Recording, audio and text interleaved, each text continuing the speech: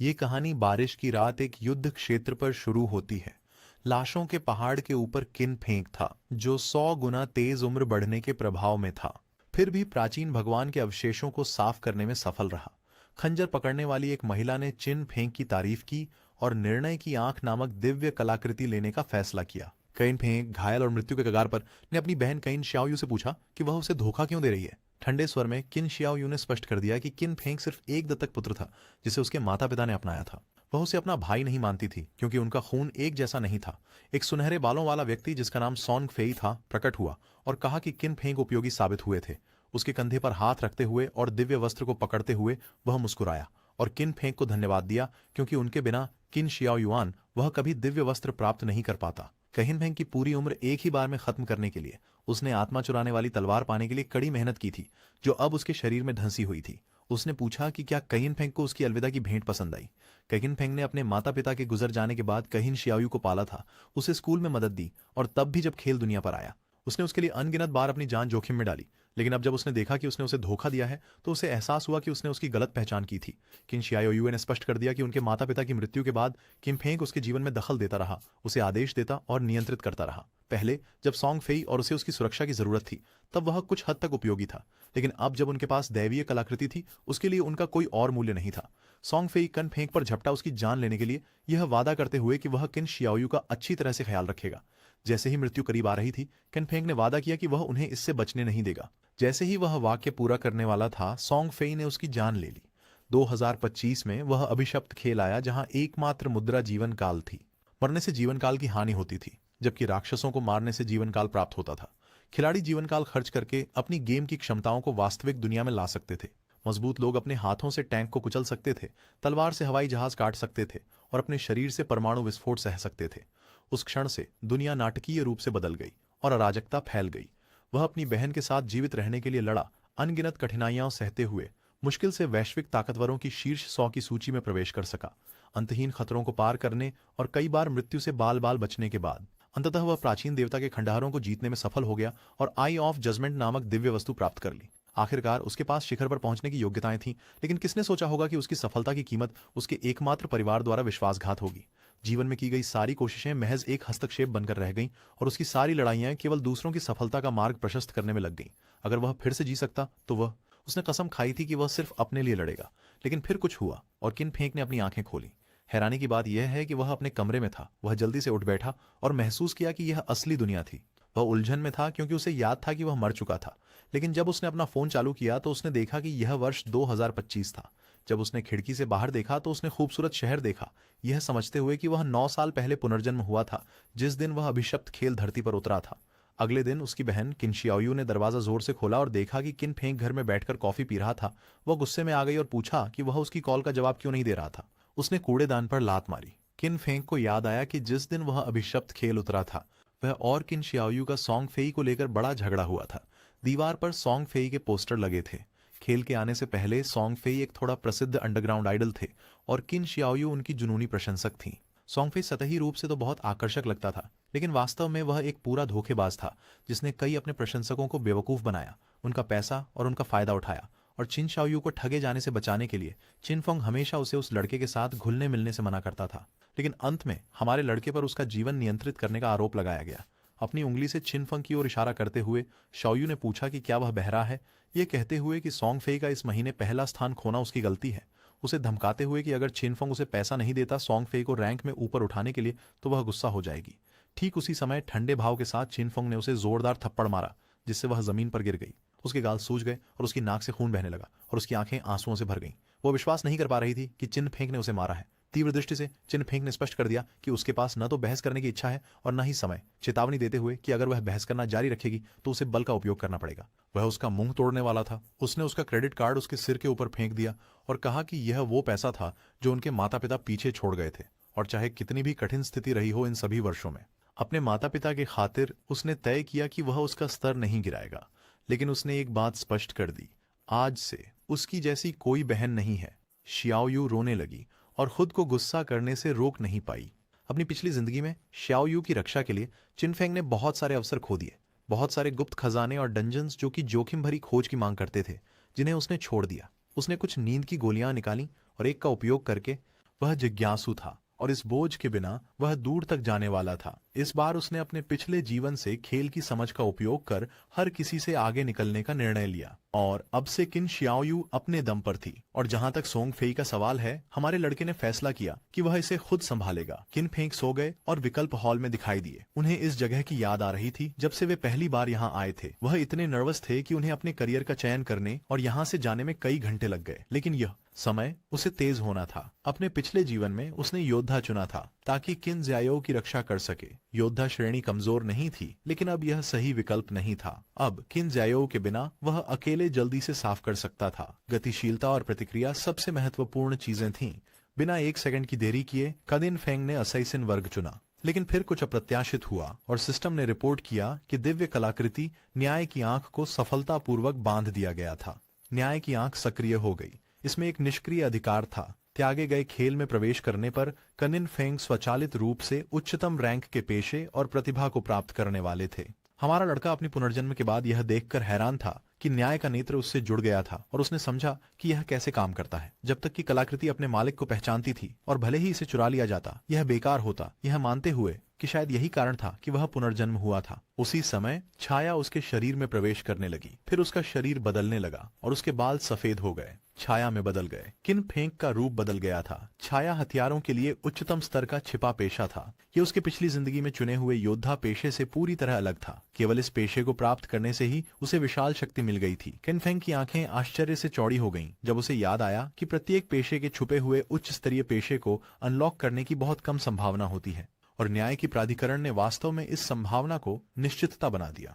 प्रणाली ने सूचित किया कि न्याय की प्राधिकरण ब्रह्मांड में सबसे सच्चा और प्राचीन मूल प्राधिकरण था। इसकी शक्ति ने नियमों और आदेशों को अस्थायी रूप से पार कर लिया। किन फेंग इस प्राधिकरण को सक्रिय रूप से सक्रिय नहीं कर सकता था क्योंकि उसके पास दिव्यता नहीं थी, लेकिन इसका निष्क्रिय प्रभाव सक्रिय था। इस रहस्योद्घाटन ने हमारे लड़के को स्तब्ध कर दिया। अपने पिछले जीवन में यह उस अभिशप्त खेल के आने के 7 साल बाद तक नहीं था कि एक शक्तिशाली खिलाड़ी भगवान द्वारा छोड़े गए क्षेत्र से निकलकर व्यवस्था के क्षेत्र तक पहुंचा। तभी मानवता ने व्यवस्था की शक्ति के अस्तित्व के बारे में जाना, लेकिन इस वास्तव में कई सालों बाद भी किसी ने आदेश की शक्ति प्राप्त नहीं की। किन फेंग ने कभी ऐसा हासिल करने की उम्मीद नहीं की थी। अब अपनी यात्रा की शुरुआत में उसने पहले से ही मौलिक अधिकार प्राप्त कर लिया था जो आदेश और नियमों को पार कर गया था। जब तक वह भगवान के त्यागे हुए क्षेत्र को छोड़ धाचकर आदेश के क्षेत्र तक पहुंचकर दिव्यता प्राप्त कर सके, वह इस अधिकार को सक्रिय कर सकता था। अब इस जीवन में एक और लक्ष्य था। अब जब पेशे का चयन पूरा हो गया था, सिस्टम ने उसे उसका गेम उपनाम दर्ज करने के लिए कहा। किन फेंक ने एक पल के लिए हिचकिचाया, लेकिन फिर शैडो को चुना क्योंकि उसका पेशा जन्मा था। किन फेंग को भगवान के छोड़े हुए क्षेत्र में टेलीपोर्ट किया गया। यह एक तबाह भूमि थी जिसमें अनगिनत राक्षस थे। उसे सावधान रहना था क्योंकि राक्षस उसे फाड़ने और उसकी आयु चुराने के लिए तैयार थे। कोई शहर छोड़ सकता था, राक्षसों को मार सकता था और विनिमय योग्य जीवन काल कमा सकता था, लेकिन अगर वे खेल में मारे गए तो उनका आधा जीवन काल खो जाएगा। दोनों व्यापार योग्य और गैर व्यापार योग्य। कचिन फेंग शेल टाउन में था जो एक सुरक्षित क्षेत्र था। यहाँ कोई राक्षस नहीं थे और खिलाड़ी एक दूसरे पर हमला नहीं कर सकते थे और जीवन अवधि के नुकसान की गति 1 से गुणा थी। कई लोग इस खेल में खींचे गए थे। कुछ ने खाने के बाद झपकी ली थी और कुछ अन्य लंबी कामकाजी दिन के बाद सो गए थे, केवल इस जगह पर पहुंचकर समाप्त हो जाना। सभी की नजरें किन फेंग पर टिकी हुई थीं। कोई नहीं जानता था कि उसका पेशा क्या था और न ही यह क्यों उनके पेशे से इतना अलग दिख रहा था। खंजर देखकर कुछ लोगों ने महसूस किया कि वह एक हत्यारा था। जल्द ही विभिन्न देशों के शक्तिशाली व्यक्ति एक के बाद एक दिखाई देने वाले थे जो इस दुनिया के आदेश को फिर से स्थापित करेंगे। अगर किन फेंग उनसे आगे निकलना चाहते थे तो वे इंतजार नहीं कर सकते थे क्योंकि अभ्यास किसी का इंतजार नहीं करता। तभी 3 आदमी और एक धनुर्धारी शहर वापस टेलीपोर्ट किए गए। आप देख सकते हैं कि यदि मॉन्स्टर हंट के दौरान खिलाड़ी मर जाते तो वे शहर लौट आते। खिलाड़ी गुस्से में थे और घबराए हुए थे क्योंकि जंगली मॉन्स्टर बहुत मजबूत थे। एक ही बार में राक्षस ने उनकी सारी जीवन शक्ति छीन ली थी। वे एक कमजोर स्तर 1 के क्रॉलर से लड़ रहे थे, लेकिन फिर भी वे मिलकर उसकी केवल 1/3 सेहत ही कम कर सके थे और अब वे मर गए थे। उनकी उम्र आधी रह गई थी। उन्होंने आर्चर लीजी से पूछा कि अब क्या करना चाहिए। किन फेंक ने उसे देखना शुरू किया और याद आया कि आर्चर छोटे धनुष से शुरू करते हैं। उन्हें समझ आया कि वह भी एक छिपा वर्ग है। लीजी ने देखा कि किन फेंक भी एक छिपा वर्ग है। उसने एक सौम्य मुस्कान के साथ पूछा कि क्या वह साथ मिलकर टीम बनाना चाहता है। बाहर के राक्षस वाकई में बहुत ताकतवर थे और वे उन्हें अकेले नहीं संभाल सकते थे। उसकी टीम को पहले ही एक बार समाप्त कर दिया गया था, इसलिए उनके पास अनुभव था। किन फेंक ने इनकार कर दिया और अपने रास्ते पर चलता रहा। लिजी के साथी उस पर हंसे जब उन्होंने देखा कि वह पेशेवर होने का दिखावा कर रहा था। पांचों मिलकर राक्षस को हरा नहीं सके थे, इसलिए उसके अकेले ऐसा करने का कोई तरीका नहीं था। उनके अनुसार किन फेंग मौत की तलाश में था, लिजी ने सिस्टम का उपयोग करके देखा कि किंग फेंग का उपनाम शैडो। हमारा लड़का शहर के बाहर की ओर जा रहा था। लिजी ने यह देखने के लिए उसका पीछा करने का निर्णय लिया कि क्या वे पता लगा सकते हैं कि उसके पास कौन सी क्षमताएं हैं। वह मुस्कुराए बिना नहीं रह सकी, क्योंकि शायद उन्हें राक्षसों के बारे में नई जानकारी मिल सके और देखें कि किन फेंग कैसे मरे। देवताओं द्वारा त्यागी हुई भूमि एक बहुत ही अस्थिर और खतरनाक जगह थी। लिजी और अन्य लोग गुप्त रूप से किन फेंग का पीछा करने लगे। उसे नहीं पता था कि वह यहाँ कैसे आ गई, लेकिन ऑनलाइन खेलों का वर्षों का अनुभव होने के कारण उसने जल्दी से एक समूह बना लिया। हालांकि शहर के बाहर मिले पहले राक्षस ने उन्हें नष्ट कर दिया। वह जानती थी कि यह राक्षस ऐसा दुश्मन नहीं था जिसे स्तर 1 का खिलाड़ी हरा सके। लिजी के मित्र नाराज थे, क्योंकि कइन फेंग का प्रारंभिक हथियार समूह के हत्यारे से अलग था। उसके पास एक खंजर था, लेकिन कइन फेंग के पास एक छोटी तलवार थी। हत्यारा ईर्ष्या महसूस कर रहा था, क्योंकि कइन फेंग उससे भी तेज था, लेकिन एक हत्यारे के रूप में उसकी चपलता सबसे अधिक होनी चाहिए। इसके अलावा चिन फेंग के कपड़े उससे अलग थे। चिन फेंग एक असामान्य खिलाड़ी लगता था, इसलिए लिजी ने निर्णय किया कि वह उसका पीछा करेगी, क्योंकि वह महत्वपूर्ण जानकारी तक पहुंच सकता था। चियान फेंग ने उन्हें घूरना शुरू किया, और इसे महसूस करते ही लिजी ने यह जाने बिना जल्दी से फिर से छिप गई कि क्या उन्हें देख लिया गया था। हमारे लड़के ने शैडो स्नीक तकनीक का उपयोग किया और बिना किसी निशान के उस जगह से गायब हो गया, एक छाया बन गया। लिजी और बाकी लोग कुछ हद तक भ्रमित थे, यह देखकर कि वह पतली हवा में गायब हो गया था। समूह के हत्यारे ने समझा कि यह एक गुप्त क्षमता थी, एक प्रारंभिक क्षमता जो अदृश्यता प्रदान करती थी। चिन फेंग अदृश्य हो गया था। लिजी ने निर्णय लिया कि वे कस्बे लौटकर खुद को सुधारने के तरीके ढूंढेंगे। बाहर जाना बहुत खतरनाक था। वे पहले ही एक बार मर चुके थे और उनका जीवन काल पहले से ही आधा हो गया था। उन्होंने एनपीसी को खोजने का निर्णय लिया ताकि छुपे हुए इनाम जैसे खजाने की खोज कर सकें। शैडो स्नीक एक कुशलता है जो उपयोगकर्ता को एक अवधि के लिए छुपा अवस्था में जाने की अनुमति देती है। हमला करने से उपयोगकर्ता प्रकट हो जाएगा और चुपके से बाहर आने के बाद पहली हिट बढ़ी हुई क्षति करती है। चुपके में महारत चुपके की अवधि को दोगुना कर देती है और चुपके के स्तर को 1 बढ़ा देती है। जैसा कि उम्मीद थी, शैडो वर्ग असाधारण था। इस स्तर पर एक सामान्य हत्यारे की चुपके का पता लगाना आसान होता, लेकिन शैडो वर्ग की अपनी चुपके में महारत थी, जिससे खेल के शुरुआती चरणों में किसी के लिए, यहां तक कि राक्षसों के लिए भी किन फेंग को नोटिस करना असंभव हो गया। हमारा लड़का ना चाहते हुए भी सोचने लगा कि लिजी और उसके दोस्त भोले हैं, क्योंकि शुरुआती नगर में ऐसी कोई चीज नहीं थी जो वास्तव में आपकी शक्ति को बढ़ा सके। ये बस खिलाड़ियों के लिए एक शरण स्थल था। इस त्यागे गए खेल में कमजोर खिलाड़ी राक्षसों का शिकार मात्र थे। कुछ सेकंड बाद किन फेंग की चुपके की स्थिति समाप्त हो गई। फिलहाल अवधि बहुत लंबी नहीं थी। सौभाग्य से जैसे ही उसने स्टेल्थ सक्रिय किया, कूलडाउन शुरू हो गया। कुछ ही सेकंड में वह फिर से गायब हो सकेगा। कहिन फेंग की स्थिति विंडो प्रकट हुई। उसका कोड नेम शैडो था और उसकी क्लास भी शैडो थी। उसकी ट्रेड न की जा सकने वाली आयु 75 वर्ष थी और ट्रेड की जा सकने वाली आयु 0 थी।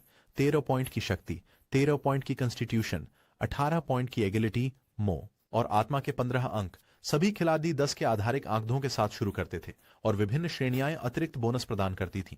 योद्धा वर्ग, जिसे उसने अपने पिछले जीवन में चुना था, केवल उसे शक्ति और संविधान में 3 अंक देता था, लेकिन इस बार शैडो वर्ग ने सभी आंकड़ों में सुधार दिया था और चपलता 8 अंकों से बढ़ गई थी।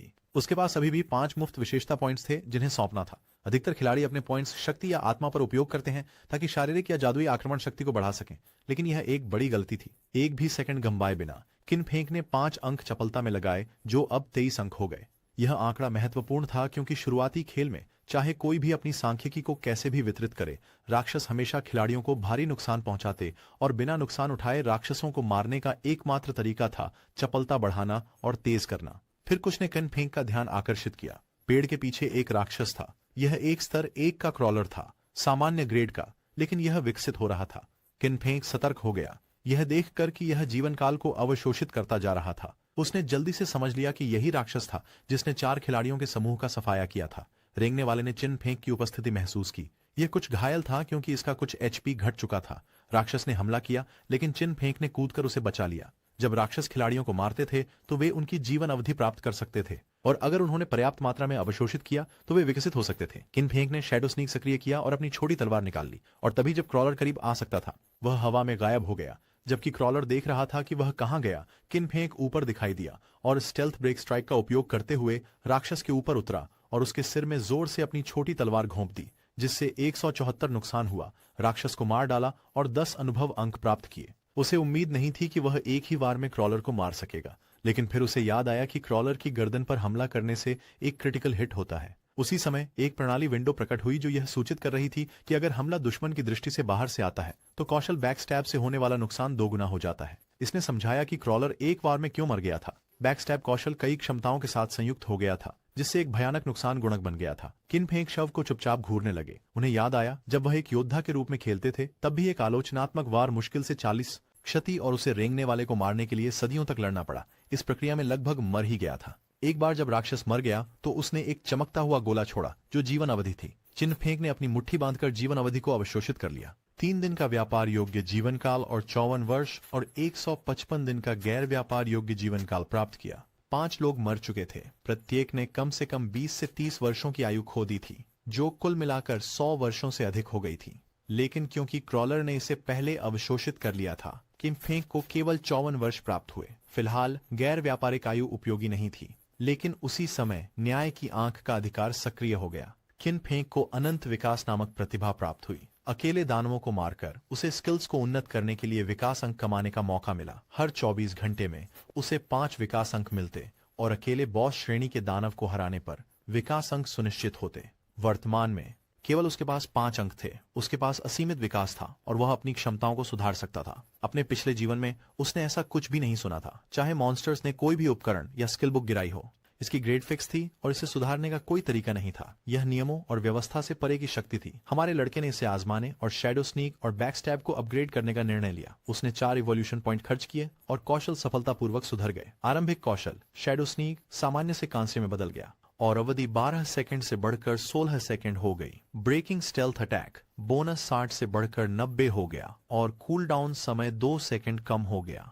बैकस्टैब निम्न से सामान्य हो गया और क्षति 5% बढ़ गई। शैडो स्नीक अब 16 सेकंड तक चलने लगा और स्टेल्थ मास्टरी के साथ यह 32 सेकंड तक बढ़ गया। इतनी लंबी स्टेल्थ अवधि के साथ अब वह स्थायी रूप से अदृश्य रह सकता था और अगर उसकी क्षमताओं में पहले सुधार किया गया होता तो वह एक पूरी एचपी क्रॉलर को एक ही बार में समाप्त कर सकता था। तभी एक लड़के ने, जो एक महिला के साथ था, उल्लेख किया कि यह गेम आसान था क्योंकि एक कमजोर लड़के जैसे किन फेंग ने अकेले एक राक्षस को गिरा दिया था। महिला ने उसकी प्रशंसा की, सोचते हुए कि उसकी काया के साथ वह 10 लोगों का सामना कर सकता होगा। लड़का मुस्कुराने लगा और उसकी रक्षा करने का वादा किया। किन फेंग ने देखा कि पेड़ में एक राक्षस छिपा हुआ था। लड़के ने आत्मविश्वास से मुस्कुराते हुए पूछा कि क्या वह उसके साथ टीम बनाना चाहता है। चिन फेंग ने खतरा महसूस किया और शैडो स्नीक का उपयोग करके गायब हो गया। इसे देखकर लड़के को लगा कि उसकी मांसपेशियों ने उसे डराया है। एक मकड़ी जमीन पर उतर आई, जिससे वे घबरा गए। यह पहले स्तर और कांस्य ग्रेड का मॉन्स्टर पोषण करता था। इसने हमला किया और उनकी जान ले ली। किन फेंग को याद आया कि पोषणकर्ता एक प्रारंभिक बॉस था जिसके पास 16 संपूर्ण स्वास्थ्य अंक थे। यह सामान्य नौसिखिया द्वारा संभाला जाने वाला नहीं था और इसके अलावा इसके अधीन कई छोटी मकड़ियां थीं। पोषक ने खाना शुरू किया और चिन फेंग ने इस अवसर का लाभ उठाकर अपनी उन्नत क्षमताओं की शक्ति का परीक्षण किया। स्टेल्थ ब्रेक स्ट्राइक का उपयोग करते हुए चिन फेंग ने अपनी छोटी तलवार को मकड़ी की आंख में भौंका। उसने प्रतिघात किया, लेकिन चिन फेंग ने सही समय पर प्रतिक्रिया दी और हमले से बचने के बाद वह साइड में हटा और शैडो स्नीक का इस्तेमाल करके अदृश्य हो गया। हमारे लड़के के हमले ने 338 नुकसान पहुंचाया और इस प्रक्रिया में उसे 9 नुकसान हुआ। उसने अपनी फुर्ती के कारण मुश्किल से बच पाया। किन फेंग के पास 130 एचपी पॉइंट्स थे और अगर मकड़ी का हमला जुड़ जाता तो वह तुरंत मर जाता। वह यह देखकर प्रभावित हुआ कि उसके हमले ने बॉस को 300 से अधिक नुकसान पहुंचाया था। नर्चर गुस्से में था और इस प्रक्रिया में क्षेत्र के पेड़ आधे में बंट गए। किन फेंग को पता था कि ये राक्षस बुद्धिमान थे और यह कि मकड़ी खड़े रहकर वार नहीं सहतेगी। मकड़ी अंधाधुंध हमला कर रही थी ताकि किन फेंग के स्थान की पहचान हो सके। अब छोटे मकड़ियां भी सतर्क हो गई थीं, इसलिए वह बिना सोचे समझे आगे नहीं बढ़ सकता था। जब मकड़ी ध्यान भटका हुआ था तो किन फेंग ने मौके का फायदा उठाकर एक पत्थर फेंका जो सीधे उसके पेट पर लगा। 99 अंकों का नुकसान हुआ। छिन फंग ने एक और पत्थर उठाया और उसका अनुमान सही था, यह महसूस करते हुए कि उसका मुख्य नुकसान स्टील्थ एम्बुश स्ट्राइक कौशल के बोनस और क्लास कौशल वृद्धि से आया। इसलिए यहाँ तक कि पत्थर फेंककर भी वह मजबूत नुकसान कर सकता था। अब उसे सिर्फ शैडो स्नीके के कूलडाउन से बाहर आने का इंतजार करना था और फिर एक पत्थर फेंको। इस तरीके से पत्थर एम्बुश स्ट्राइक, बैकस्टैब और कमजोर बिंदु हमले के बोनस को सक्रिय करने वाला था। जैसे ही शैडो स्नीकी का कूलडाउन खत्म हुआ, किनफेंक ने फिर से एक पत्थर फेंका, मकड़ी को 269 अंकों का नुकसान पहुंचाया और फिर से शैडो स्नीक को सक्रिय किया। उसकी योजना सरल थी, शैडो स्नीक के ठंडा होने तक छुपे रहना और फिर से हमला करना। उसी समय नगर में लीडरबोर्ड अपडेट हुआ, जिससे पता चला कि खिलाड़ी शैडो ने ब्रॉन्ज ग्रेड के बॉस नर्चर को मार दिया था। स्तर 2 तक पहुंचने वाला सबसे पहला खिलाड़ी सूची में नंबर 1 के रूप में उभरा। अन्य खिलाड़ी आश्चर्यचकित थे क्योंकि अधिकांश भीड़ के कारण मारे गए थे और वे यह नहीं समझ पा रहे थे कि कोई पहले से ही एक बॉस को कैसे हरा चुका है। लीजी और बाकी लोग चुप थे जब उन्होंने देखा कि किन फेंक ने एक बॉस को हराया। और स्तर 2 तक पहुंच गया, जबकि वे सामान्य भीड़ को भी संभाल नहीं पा रहे थे, यह विश्वास करते हुए कि यह निश्चित रूप से एक प्रणाली की गलती है। वह महिला और पुरुष जिन पर विशाल मकड़ी ने हमला किया था, शहर में फिर से दिखाई दिए और जिन पर विशाल मकड़ी ने हमला किया था, शहर में उपस्थित हुए और यह देखकर स्तब्ध रह गए कि किसी ने बड़ी मकड़ी को मार दिया था, और यह समझ गए कि शैडो वही लड़का था जिसे उन्होंने पहले जंगल में देखा था। जंगल में वापस सिस्टम ने घोषणा की कि किन फेंग ने बॉस पोषणकर्ता को मार दिया था, जिससे उसे 300 अनुभव अंक और 2 विकास अंक प्राप्त हुए। इसके अतिरिक्त शेल टाउन की स्तर लीडर बोर्ड अनलॉक हो गई। बिल्कुल सही, हमारे लड़के को एक प्रतिष्ठा अंक दिया। किन फेंक ने मकड़ी की जीवन अवधि को अवशोषित करना शुरू किया। जैसे ही बड़ी मकड़ी मरी, छोटी मकड़ियां बिखर गईं, जो बेकार था। उसे अफसोस हुआ क्योंकि उसे पहले छोटी मकड़ियों को मारना चाहिए था ताकि और अनुभव प्राप्त हो सके। उसे 46 व्यापार योग्य जीवन काल प्राप्त हुआ और एक नई कौशल पुस्तक मिली जिसका नाम कांस्य गुणवत्ता का लालची हाथ था। साथ ही एक संक्षारक डैगर प्राप्त हुआ जिसमें 35 क्षति अंक और 4 चपलता अंक थे। लालची हाथ कौशल सीखने के बाद किन फेंग इसे पराजित राक्षसों पर इस्तेमाल कर सकता था, जिससे अतिरिक्त लूट के पुरस्कार प्राप्त करने का 20% अवसर मिलता। कियान फेंग कुछ हद तक आश्चर्यचकित थे क्योंकि उन्हें उम्मीद नहीं थी कि एक कांस्य बॉस इस देवी स्तर की हत्यारे की क्षमता गिराएगा। इस कौशल ने लूट अधिग्रहण को काफी बढ़ा दिया। देर गेम में शक्तिशाली बॉस को हराने पर 20% संभावना होती है कि अतिरिक्त लूट मिलेगी। जो केनफेंग को अपने पिछले जीवन से याद था, उस अनुसार गॉड स्लेयर गिल्ड में एक आदमी था जिसकी युद्ध शक्ति औसत थी, लेकिन इस कौशल के कारण वह सबसे अधिक मांगे जाने वाले खिलाड़ियों में से एक बन गया। उसके पास एक निजी बॉडीगार्ड भी था जो उसे हर जगह ले जाता था। केनफेंग की आंखें आश्चर्य से खुल गईं, यह महसूस करते हुए कि हालांकि सक्रियण दर केवल 20% थी, अगर वह इसे अपनी अनंत विकास प्रतिभा के साथ जोड़ दे तो वह ड्रॉप दर और लूट की मात्रा दोनों को अनंत रूप से बढ़ा सकेगा। अगले दिन छात्र स्कूल जा रहे थे। शियाओ युए की दोस्त ने पूछा कि क्या वह किन फेंग को नहीं बुलाने वाली है और माफी मांगो, उसे याद दिलाते हुए कि कल उन्होंने गुप्त रूप से सॉन्ग याय का समर्थन करने के लिए परीक्षा छोड़ दी थी। उसे यकीन था कि किन फेंग उससे नाराज होगा। जाओयू ने इनकार कर दिया क्योंकि उसने कुछ गलत नहीं किया था और उसकी वजह से वे प्रवेश का समय लगभग चूक गए थे। उसके अनुसार माफी तो किन फेंग को मांगनी चाहिए। उसकी दोस्त ने उसे समझाने की कोशिश की क्योंकि किन फेंग ने उसके साथ बहुत अच्छा व्यवहार किया था और पूछा कि उसके चेहरे पर क्या हुआ है। शाओयू अपने फैसले पर अडिग रही क्योंकि किन फेंग ने उसकी बातों में दखलंदाजी की और उसने बहाना बनाया कि वह ठोकर खाकर गिर गई थी और उसका चेहरा चोटिल हो गया था। स्कूल में प्रवेश करने पर उन्होंने देखा कि कई छात्र एक कक्षा के सामने जमा है। दोस्त को जिज्ञासा हुई और भीड़ के बीच से रास्ता बनाते हुए वह उस कक्षा में पहुंची जहां उसने देखा कि जियांग वई का शरीर अर्ध पारदर्शी हो रहा था। झांग वेई के एक दोस्त ने बताया कि वह निश्चित नहीं था, लेकिन अभी अभी वेई ने कहा था कि वह झपकी लेने जा रहा है और जब वे मुड़े तो वह पहले से ही ऐसा था। यह एक अलग घटना नहीं थी, यह इंटरनेट पर हर जगह हो रही थी। दुनिया भर के लोग इसी तरह की घटना का सामना कर रहे थे और कुछ विशेषज्ञों ने कहा कि अगर कोई सो गया तो वह भूत की तरह अर्ध पारदर्शी अवस्था में प्रवेश कर जाएगा और कोई नहीं जानता था क्यों। दोस्त ने सतर्क रहकर उसके माता पिता को चेतावनी देने के लिए फोन करने का निर्णय लिया और शाओयू को भी उसके भाई को चेतावनी देने के लिए फोन करने की सलाह दी ताकि वे भी सतर्क रहें, लेकिन उसने मना कर दिया क्योंकि वह उसे संपर्क करने के बजाय मृत देखना पसंद करती थी। इस बीच किन फेंक ने नए कौशल ग्रीडी हैंड का विकास किया, इसे कांस्य गुणवत्ता से स्वर्ण में उन्नत कर दिया। अब दुश्मन को लूटते समय अतिरिक्त लूट प्राप्त करने की संभावना 20% से 70% तक बढ़ गई और इसके कारण हमारे लड़के ने लालची हाथ सीखा और 2 अंक प्राप्त किए। किन फेंग ने अपनी मुट्ठी बांधी और कौशल को सक्रिय किया जिसमें उसने 2 विकास अंक और 46 दिन की व्यापार योग्य आयु प्राप्त की। वह 2 विकास अंक प्राप्त करके अधिक से अधिक संतुष्ट था और जानता था कि लालची हाथ को स्तर 3 तक उन्नत करने के लिए उसे 3 अंकों की आवश्यकता होगी और जल्द ही उसके पास अतिरिक्त लूट प्राप्त करने का 100% मौका होगा। वह जानता था कि दुनिया की सरकारों को अब तक इस स्थिति का एहसास हो गया होगा और अधिक से अधिक लोग खेल में आने वाले थे, इसलिए उसे अपनी प्रगति को तेज करना था और जो कुछ वह उपयोग कर सकता था उसे सुसज्जित कर लिया। छिन फेंक ने कांस्य गुणवत्ता के संक्षारक खंजर को सुसज्जित किया जिससे 35 आक्रमण अंक और 4 चपलता अंक प्राप्त हुए। उसने छाया गुप्तता सक्रिय की ताकि राक्षसों का ध्यान न आकर्षित हो, यह जानते हुए कि ज्यादा समय नहीं होगा जब लोग समझ जाएंगे कि इस खेल से प्राप्त कौशल और उपकरण वास्तविक दुनिया में लाए जा सकते हैं और जब ऐसा होगा तो दुनिया अराजकता में फंस जाएगी। कौशल और उपकरण निकालने के लिए 2 शर्तें आवश्यक थीं।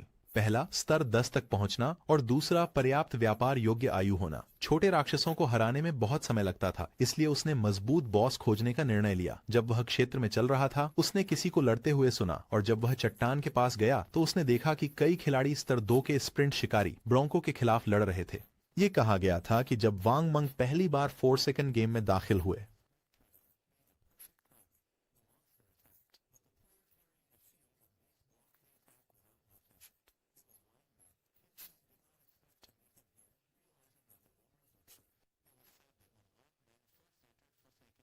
उसने छिपी हुई श्रेणी के खिलाड़ियों की एक पूरी टीम इकट्ठी कर ली थी। उसकी टीम के 6 सदस्य छिपी हुई श्रेणी के उपयोग करता थे। वांग मंग ने पवित्र अवरोध का आह्वान किया, जिससे एक स्वर्णिम अवरोध बना जो राक्षस को दूर कर सके। दूसरी श्रेणी के पवित्र शील्ड योद्धा, जिनके पास सामान्य योद्धा के मुकाबले दोगुने बुनियादी आंकड़े हैं, और जैसे इतना ही पर्याप्त न हो, उसके पास एक स्वाभाविक अजेयता कौशल भी था। जब राक्षस विचलित था तब टीम के जादूगर ने एक अग्नि गोला बुलाया जो प्राणी की बांह पर सीधा लगा। उसके पास जादूगर वर्ग की एक छुपी हुई पेशा थी जिसे पैगंबर कहा जाता था, जिसने उसे एक सामान्य जादूगर की तुलना में दोगुना जादुई नुकसान पहुंचाने की अनुमति दी, और इसमें एक समाहित भविष्य सूचक अग्नि था। टीम के आर्चर के पास शार्प आइड शूटर नामक गुप्त पेशा था जो साधारण आर्चर के दोगुने आंकड़े प्रदान करता था, और इसके साथ एक त्वरित शॉट कौशल शामिल था।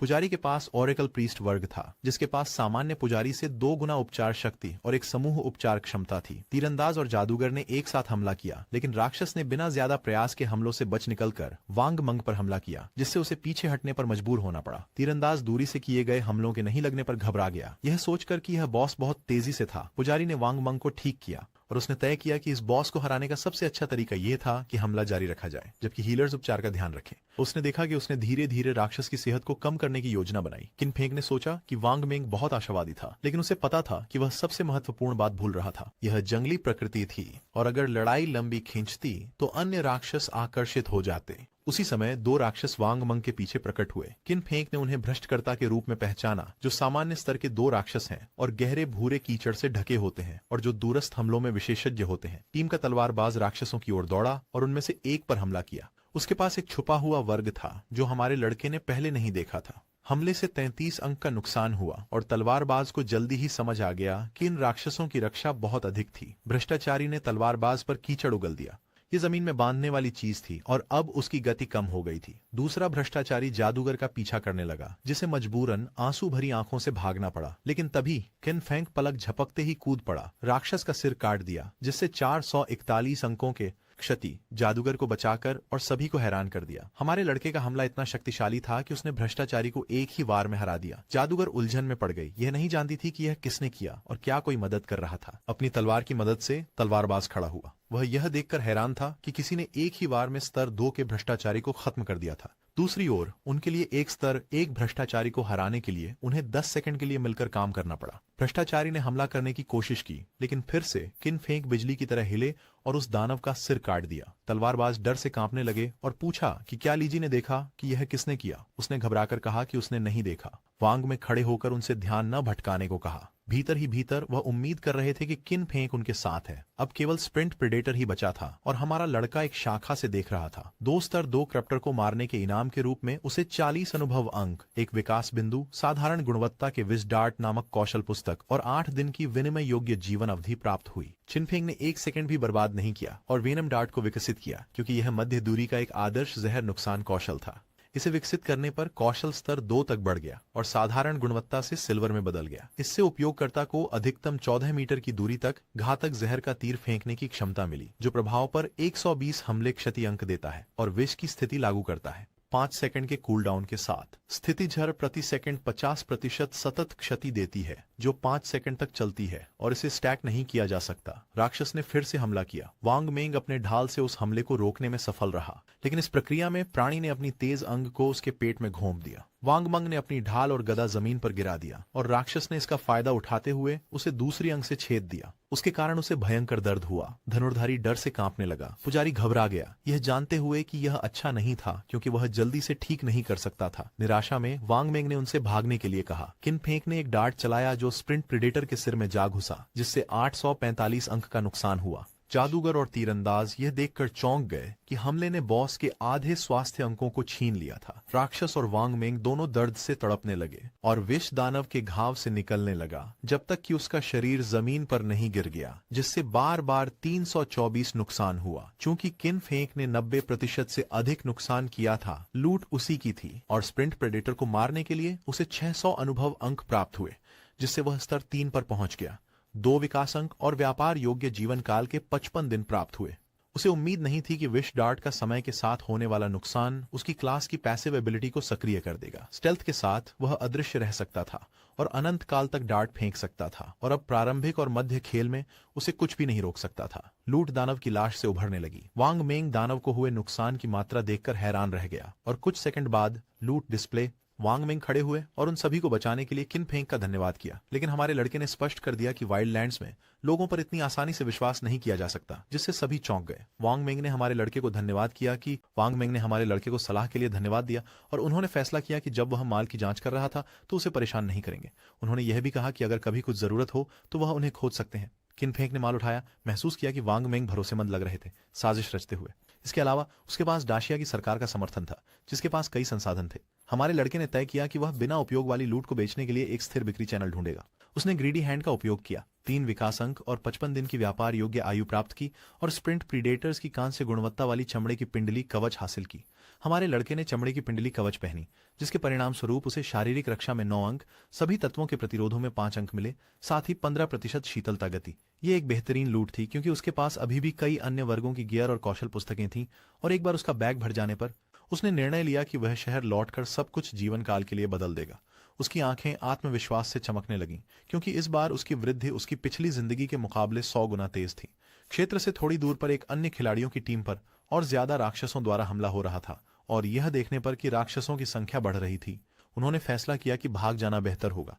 लेकिन इससे पहले कि वे ऐसा कर पाते, एक और बड़ा राक्षस दिखाई दिया और खिलाड़ियों के भागने से पहले ही उस राक्षस ने तेज बेलों से हमला कर दिया, उन्हें मार डालना। खिलाड़ी शहर में प्रतिक्रिया करते हैं और मदद नहीं कर सकते, बल्कि निराश महसूस करते हैं क्योंकि राक्षस हमेशा समूहों में दिखाई देते थे और जब उनकी सेहत कम होती थी तो भाग जाते थे। कहा जाता था कि खिलाड़ियों को खेल छोड़ने के लिए स्तर 3 पर होना पड़ता था, लेकिन यह एक असंभव काम लग रहा था। कुछ खिलाड़ियों का मानना था कि उन्हें अधिक लोगों की जरूरत थी क्योंकि 3 खिलाड़ियों की टीम पर्याप्त नहीं थी। उनका मानना था कि उन्हें 6 या 10 खिलाड़ियों के समूह बनाने चाहिए। दूसरे खिलाड़ी का तर्क था कि यह काम नहीं करेगा क्योंकि उसने देखा था कि 10 की टीम घेर ली गई और समाप्त हो गई। बाहर और बहुत ज्यादा लोग एक बॉस को आकर्षित करने वाले थे और हाल ही में 40 लोगों के एक समूह ने कुछ श्राप मास्टर को सक्रिय कर दिया था और उसने एक ही वार में उनमें से 30 से अधिक का सफाया कर दिया था। लिजी की टीम भी शहर में वापस आ गई। अगर खिलाड़ी स्तर 3 तक नहीं पहुंचे तो वे गेम के भीतर हमेशा के लिए फंसे रह जाएंगे। वे सभी यहां नींद में आने के बाद पहुंचे थे, यानी उनकी चेतना ही गेम के भीतर थी और अगर वे बाहर नहीं निकल पाए तो खैर, उनका असली शरीर भूख से मरने वाला था। लिजी निराश थी क्योंकि उसे समझ नहीं आ रहा था कि खेल इतना कठिन क्यों था। उसकी दोस्त घबरा गई क्योंकि वे पहले ही 3 बार मर चुके थे और उनकी गैर व्यापारिक जीवन काल 10 साल से कम हो गई थी और इस गति से लिजी वे असली जीवन में मरने वाले थे। यह नहीं जानते हुए कि यह सच है या नहीं, लिजी जानती थी कि वे फिर से मरने का जोखिम नहीं उठा सकते। जब उसने देखा कि शैडो स्तर 3 पर है तो वह कुछ भ्रमित हो गई, यह समझते हुए कि उसने कुछ तरकीब खोज ली होगी।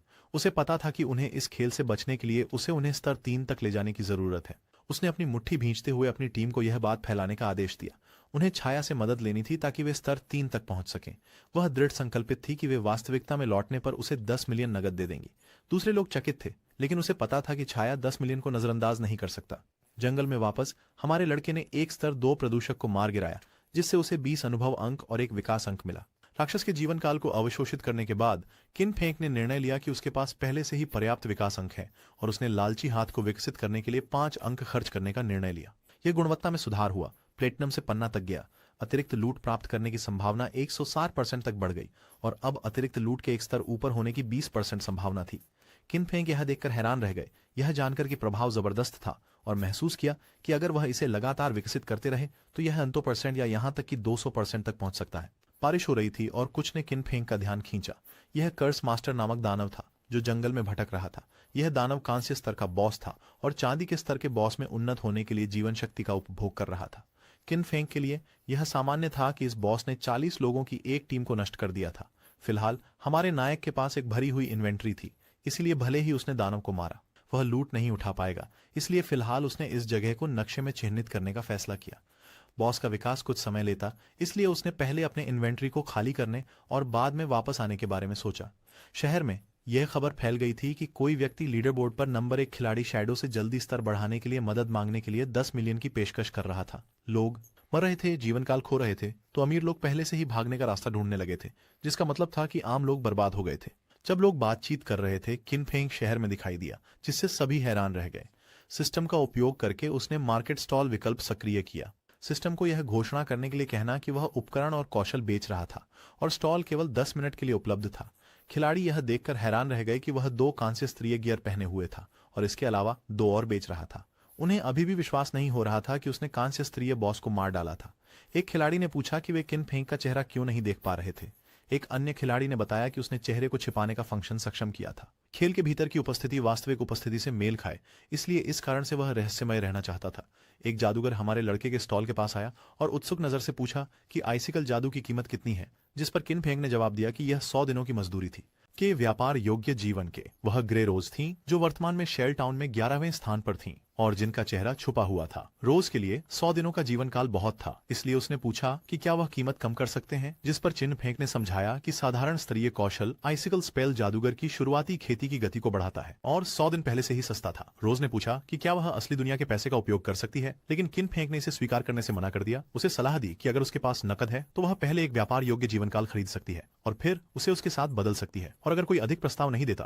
वह निश्चय कर चुका था कि वह तब तक कौशल नहीं बेचेगा जब तक उसके पास जीवन काल नहीं होगा। उसने विचार करना शुरू कर दिया और फिर टीम चैनल का उपयोग करते हुए उसने अपनी टीम के सदस्यों से पूछा कि क्या यह एक अच्छा प्रस्ताव है। उनकी नेतृत्व की वजह से वे इतनी तेजी से स्तर 2 तक पहुंच गए थे, इसलिए उन्होंने कोई आपत्ति नहीं दिखाई। इसके अलावा इस कौशल के साथ वे स्तर 3 तक और भी तेजी से पहुंच सकते थे, क्योंकि सबसे जरूरी बात पहले भागना था। उसने उनसे अपनी विनिमय योग्य जीवन अवधि उसे स्थानांतरित करने के लिए कहा, यह वादा करते हुए कि जब वे लौटेंगे तो उन्हें पैसे भेजेगी। उसने 100 दिनों की हस्तांतरणीय जीवन काल हमारे लड़के को सौंप दी। यह देखकर कि उसकी टीम के सभी सदस्य स्तर 2 पर थे, किन फेंग ने महसूस किया कि उन्होंने कम से कम 30 या 40 क्रॉलर्स को मार दिया होगा, इसलिए उनकी व्यापार योग्य जीवन काल 100 दिनों से कहीं अधिक होनी चाहिए। किन फेंग ने जादू बेचा, 100 दिनों की व्यापार योग्य जीवन काल प्राप्त की। अब उनकी व्यापार योग्य जीवन काल 268 दिनों से बढ़कर 368 दिन हो गई। उसी वक्त लिजी दिखाई दी और शैडो को पाकर खुश हुई। मुस्कुराते हुए उसने उसे एक मौका दिया। उसकी मदद से अपने आप को स्तर 3 तक पहुंचाने के बदले उसने वादा किया कि वे जब वास्तविक दुनिया में लौटेंगे तो वह उसे 10 मिलियन रुपए देगी।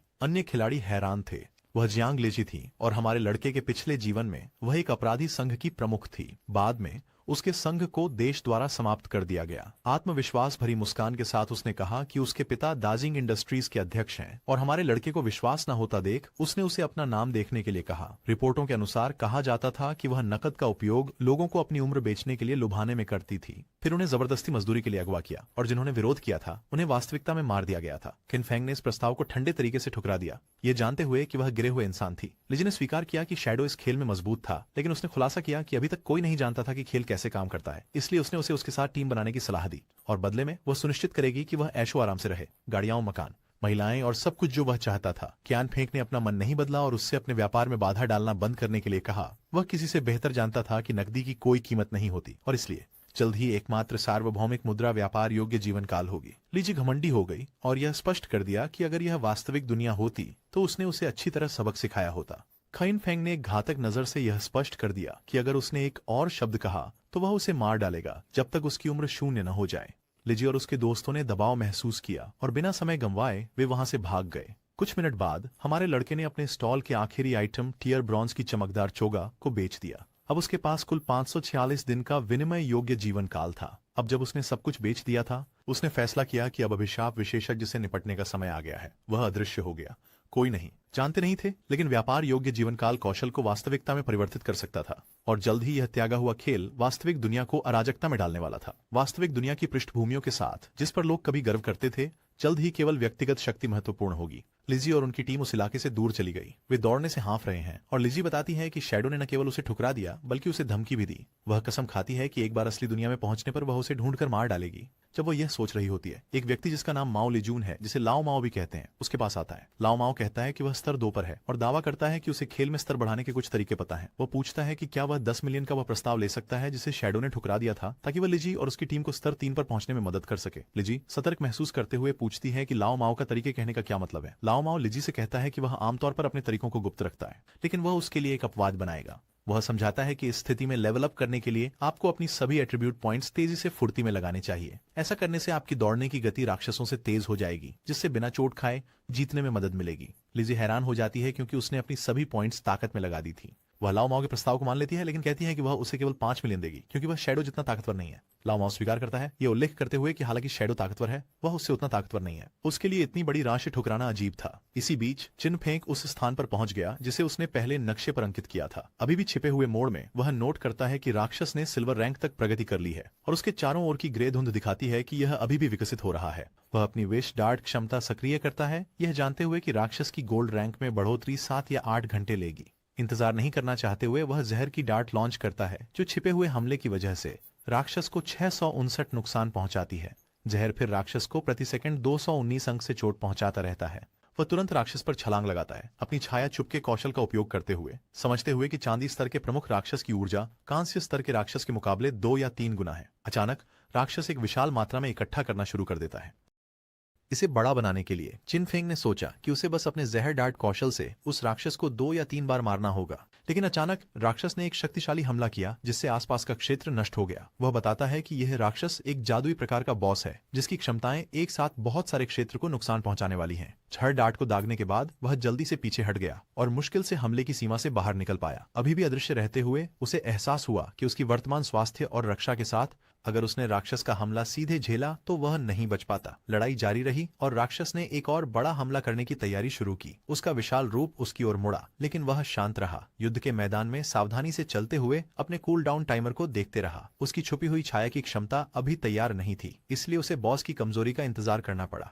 योजना सरल थी, सही समय का इंतजार करना, सटीक हमला करना और मॉन्स्टर के पलटवार से पहले गायब हो जाना। कुछ क्षण बाद प्राणी लड़खड़ाया, थोड़ी देर के लिए विचलित हो गया। यही मौका था। बिना इंतजार किए वह आगे बढ़ा। आगे बढ़ते हुए उसने अपने विष डार्ट कौशल का उपयोग किया। हमला पूरी तरह से लगा जिससे 659 नुकसान हुआ। लगभग तुरंत ही विष ने काम करना शुरू कर दिया। राक्षस की सेहत प्रति सेकंड 219 नुकसान से कम होने लगी। खतरा देखकर राक्षस भागने की कोशिश करने लगा, लेकिन किनफेंग उसे भागने नहीं देने वाले थे। वह बारीकी से पीछा कर रहे थे। उनकी आंखें केंद्रित और दृढ़ थीं। राक्षस लगभग हार चुका था। उसकी भागने की कोशिश बेकार थी। एक तेज हरकत में किनफेंग गायब होकर राक्षस के सिर पर प्रकट हुए और उसे जमीन पर पटक दिया। सिस्टम ने तेजी से उसकी जीत की पुष्टि की। उसने सिल्वर रैंक बॉस को हरा दिया था। उसके सामने कई सूचनाएं आ गईं। उसे कुल 1800 अनुभव अंक मिले और तुरंत ही 3 से 5 स्तर पर पहुंच गया। उसे 4 विकास अंक और आश्चर्यजनक 124 दिन की विनिमय जीवन अवधि भी प्राप्त हुई।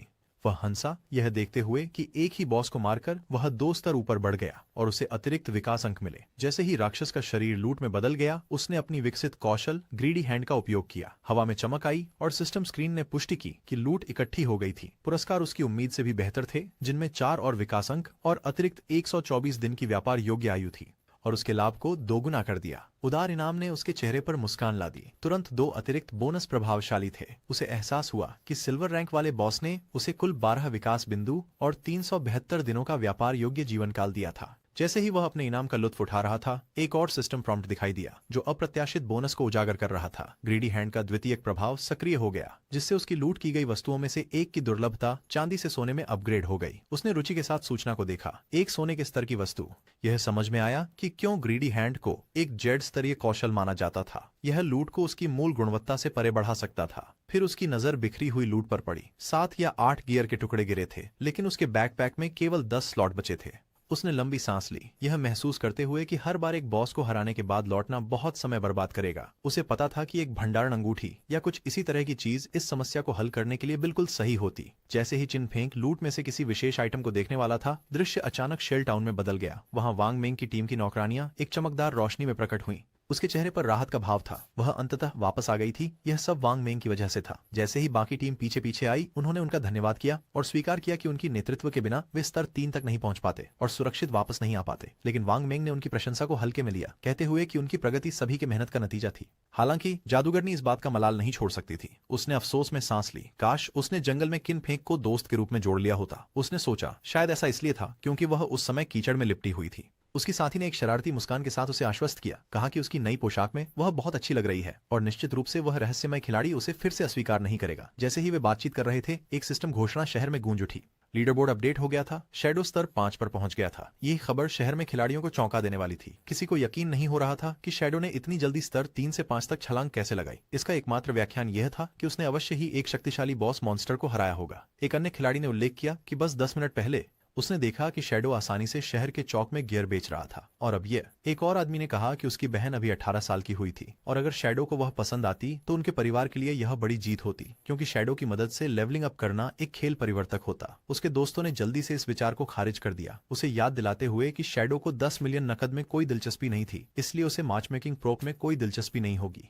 वांग मिंग के शिविर में वापस उसकी टीम चिंतित होने लगी थी। उन्होंने अभी स्तर 3 तक पहुंचने का जश्न मनाया था, लेकिन पता चला कि शैडो पहले ही बहुत आगे बढ़ गया था। लेकिन वांग मिंग शांत रहा। उसने उन्हें फिलहाल अपनी चिंताएं एक तरफ रखने के लिए कहा। उन्हें लॉग आउट करना होगा, वास्तविकता में लौटना होगा और अपने परिवारों और दोस्तों को इस खतरनाक खेल के बारे में चेतावनी देनी होगी। जैसे ही उनके शरीर फीके पड़ने लगे, सिस्टम ने उनके लॉग आउट की पुष्टि की। वांग मेंग के अंतिम शब्द गंभीर थे। अगर दुनिया अराजकता की ओर बढ़ रही थी तो उन्हें अपने प्रियजनों को तैयार करना होगा। दृश्य वास्तविक दुनिया में बदल गया। वांग मेंग की आंखें खुली और एक आवाज ने जल्दी से कप्तान को बुलाया। वह सिर्फ कोई नहीं था, किसी खिलाड़ी। वांग मंग एक पुलिस अधिकारी थे। उनके साथी अधिकारी चिंतित होकर उनकी तरफ दौड़े। एक ने स्वीकार किया कि वे डरे हुए थे क्योंकि बिना होश के उनके शरीर ने पारदर्शी होना शुरू कर दिया था। भयानक सच्चाई स्पष्ट थी। अगर कोई खिलाड़ी खेल में मर जाता या उनकी सारी जिंदगी खो जाती तो वे सिर्फ लॉग आउट नहीं होते, वे वास्तविक दुनिया से गायब हो जाते। मगर उस भयानकता पर विचार करने का समय नहीं था। वांग मंग उठे और सबको इकट्ठा होने को कहा क्योंकि कुछ गंभीर हुआ था। कोई वांग मंग से उनके रिपोर्ट के बारे में पूछता है। वांग मंग समझाते हैं कि उन्होंने और उनकी टीम ने एक पार्टी बनाई और हर सदस्य की एक गुप्त पेशा थी जो खेल में एक बड़ा फायदा था।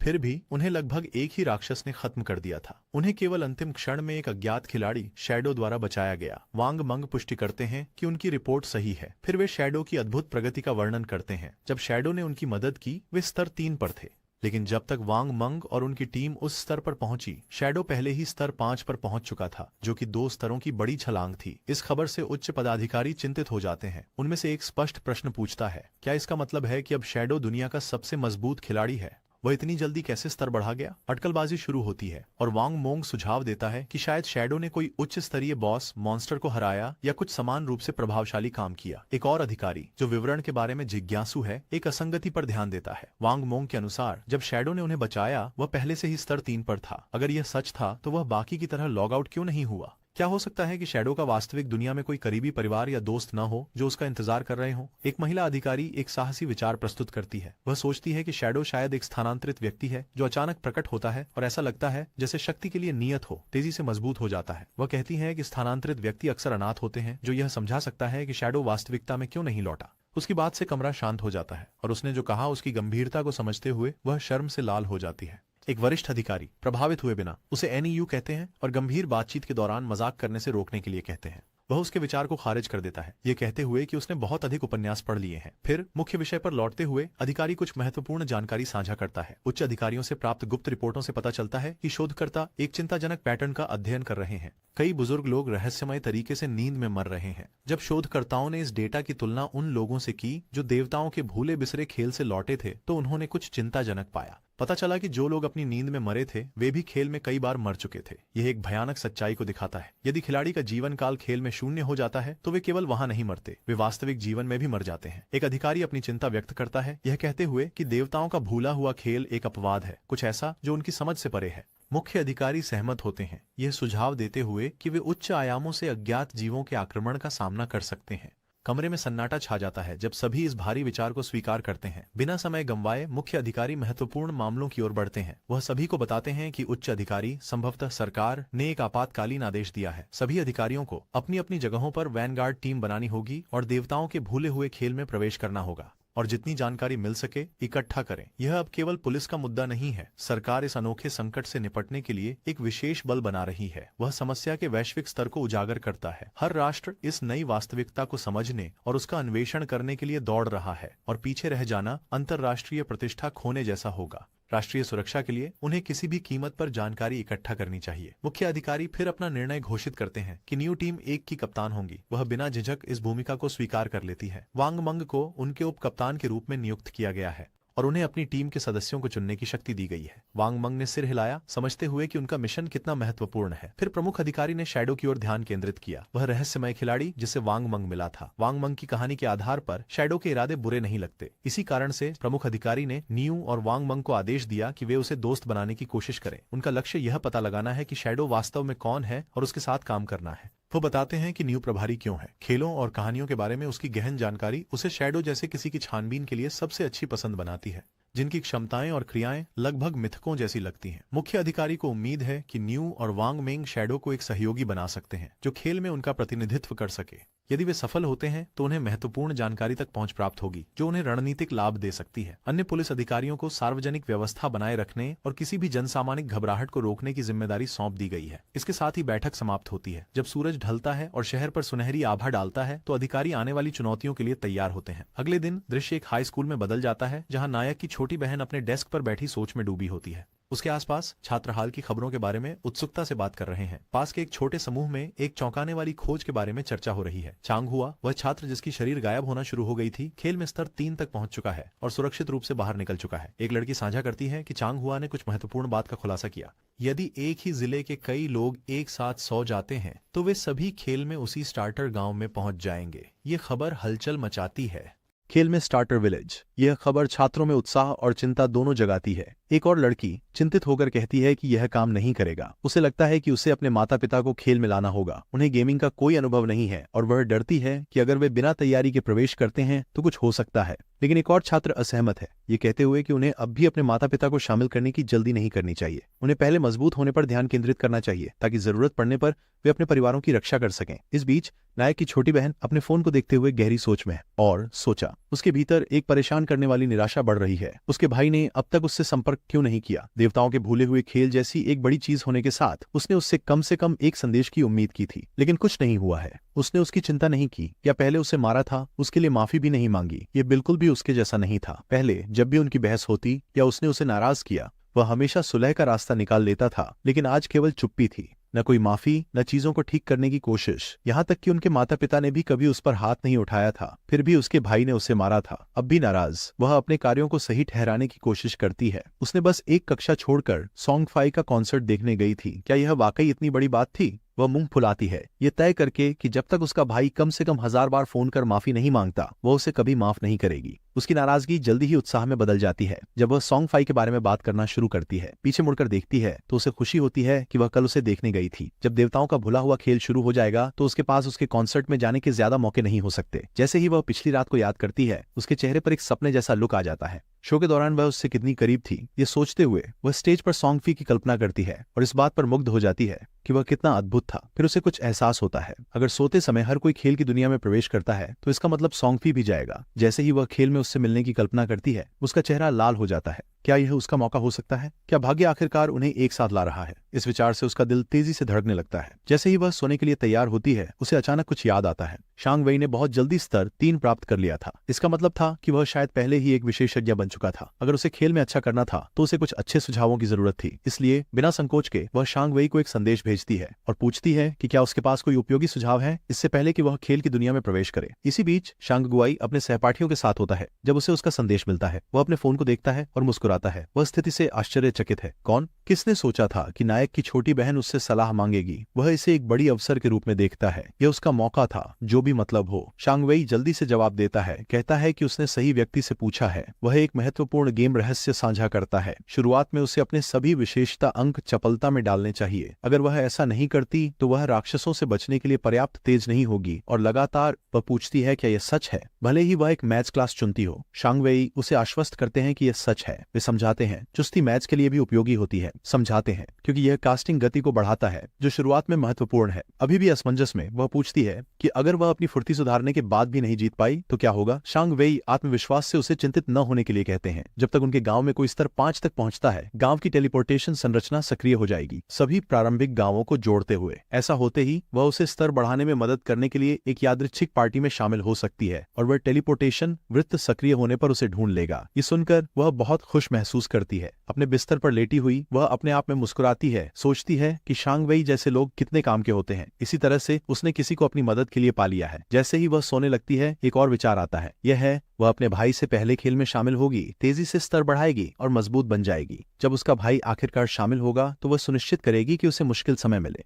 कोई मदद नहीं, कोई समर्थन नहीं, उसे खुद ही प्रबंधन करना होगा। अपनी योजना से खुश वह सो जाते हैं और आने वाले रोमांच के लिए उत्सुक रहते हैं। दृश्य फिर से खेल की ओर स्थानांतरित हो जाता है, जहां नायक पराजित बॉस राक्षस से मिले लूट के ऊपर खड़ा होता है। खजाने में से एक चमकती हुई गेंद उसकी नजर में आती है।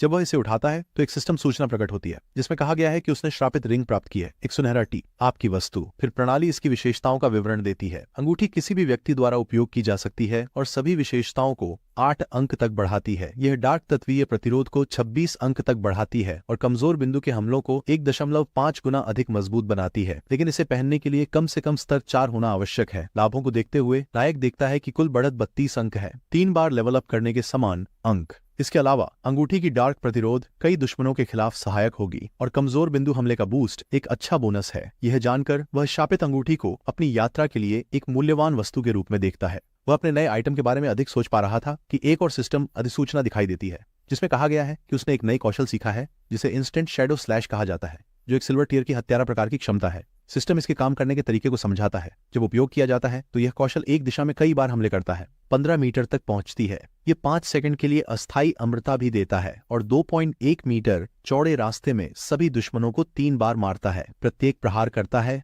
100 नुकसान और बैकस्टैब के रूप में गिना जाता है, लेकिन यह कमजोर बिंदुओं पर चोट नहीं करता। इस कौशल की 12 सेकंड की शीतलन अवधि है। यह देखकर कि यह क्षमता कितनी उपयोगी है, नायक जानता है कि यह तात्कालिक अदृश्यता के बोनस के साथ एक मजबूत क्षेत्र हमला है। वह तेजी से इस कौशल को सीख लेता है। कुछ विकास बिंदु बचने पर वह अपने एक महत्वपूर्ण कौशल लालची सिस्टम 8 विकास बिंदु लेता है और कौशल को जेड रैंक से हीरा रैंक में उन्नत करता है। ग्रीडी हैंड के प्रभाव में बड़ा बढ़ावा मिलता है। पराजित राक्षसों से अतिरिक्त लूट पाने की संभावना 160% से बढ़कर 220% हो जाती है और उस लूट के एक स्तर ऊपर होने की संभावना 20% से बढ़कर 40% हो जाती है। इस उन्नति के बारे में सोचकर नायक समझता है कि इस सुधार के साथ अब उसे प्रत्येक दुश्मन से 2 लूट के आइटम मिलेंगे। प्रत्येक हत्या को 3 गुना अधिक फायदेमंद बनाना। अपनी शेष उत्क्रांति बिंदुओं को बर्बाद नहीं करना चाहते हुए वह इंस्टेंट शैडो स्लैश को 3 स्तरों से अपग्रेड करता है। सिस्टम 3 उत्क्रांति बिंदुओं को लेता है, उसे सिर्फ एक के साथ छोड़ देता है। कौशल तेजी से विकसित होता है, सिल्वर रैंक से गोल्ड रैंक में जाता है और अंत में प्लेटिनम रैंक तक पहुंचता है। कौशल की हमले की सीमा बढ़ रही है, 15 मीटर से 21 मीटर तक बढ़ रही है, जिससे अधिक अवसर मिलते हैं। अब अदृश्यता 7 सेकंड तक रहती है, जिससे उसे थोड़ी और सुरक्षा मिलती है। वॉर की संख्या 3 से बढ़कर 5 हो गई है, जो अपने 3.1 मीटर विस्तृत पथ में सभी दुश्मनों को मार रही है। कूल डाउन अब थोड़ा कम है, 12 सेकंड से घटकर 10.43 सेकंड हो गया है, जो इसे थोड़ा अधिक प्रभावी बनाता है, लेकिन फिर भी इसका सावधानीपूर्वक उपयोग करने की आवश्यकता है। अब प्रत्येक स्ट्राइक 200 डैमेज करती है, जो इसकी पूर्ववर्ती शक्ति को दोगुना कर देती है। हर हमला अब बैकस्टैब की तरह गिना जाता है। बैकस्टैब स्किल इफेक्ट को ट्रिगर करता है, भले ही यह कमजोर बिंदुओं पर नहीं लग सकता। इन उन्नयनों को देखकर नायक जानता है कि यद्यपि कूलडाउन बहुत कम नहीं हुआ है, कौशल की उसे अधिक समय तक अदृश्य रखने की क्षमता लड़ाइयों में बड़ा लाभ हो सकती है। बाकी की लूट को देखकर वह जल्दी से देखता है कि अधिकांश उपयोगी नहीं है, लेकिन एक आइटम विशेष रूप से ध्यान खींचता है। एक रजत स्तरीय योद्धा कौशल किताब बैटल।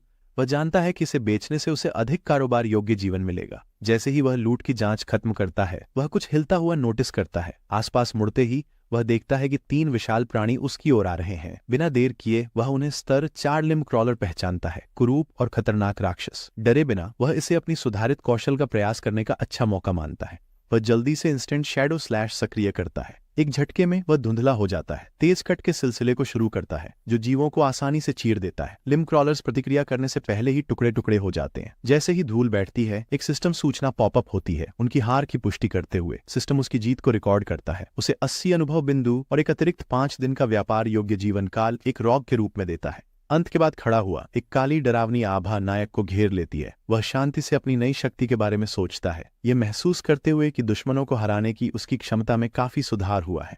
वह एक रणनीति के बारे में सोचता है, यह समझते हुए कि यदि वह अपनी पॉइजन डार्ट कौशल के साथ इंस्टेंट शैडो स्लैश का उपयोग करता है तो वह युद्ध शुरू होने से पहले ही जीत सकता है। अपनी व्यापार योग्य जीवन अवधि को जांचते हुए वह देखता है कि उसके पास 618 दिन है, लेकिन अपनी गेम स्किल्स और गियर को वास्तविक दुनिया में लाने के लिए उसे कम से कम 900 दिनों की जरूरत है, या लगभग 2.5 वर्षों की। इस लक्ष्य को ध्यान में रखते हुए वह अपने अगले कदमों की योजना बनाता है। सबसे पहले अपने इन्वेंट्री में मौजूद सभी कीमती वस्तुओं को बेचें। अगर सब कुछ ठीक चला तो वह आवश्यक जीवन काल को जल्द ही प्राप्त कर सकता है। जैसे ही वह स्तर 10 पर पहुंचता है, वह अंततः वर्चुअल और वास्तविक दुनिया को जोड़ सकता है। दृश्य नायक के वापस शुरुआती शहर की ओर लौटने की ओर बदलता है। अदृश्य होने के कारण उसकी छिपी छवि कौशल की वजह से चुपचाप चलते हुए वह पास की बातचीत सुनता है। एक व्यक्ति एक महिला को स्तर 3 तक पहुंचने पर बधाई देता है और उसे एक वादे की याद दिलाता है। हुआ उनको देखते हुए वह देखता है कि यह लिजी और लाओ माओ है। उनकी बातचीत से पहले की गई डील का पता चलता है।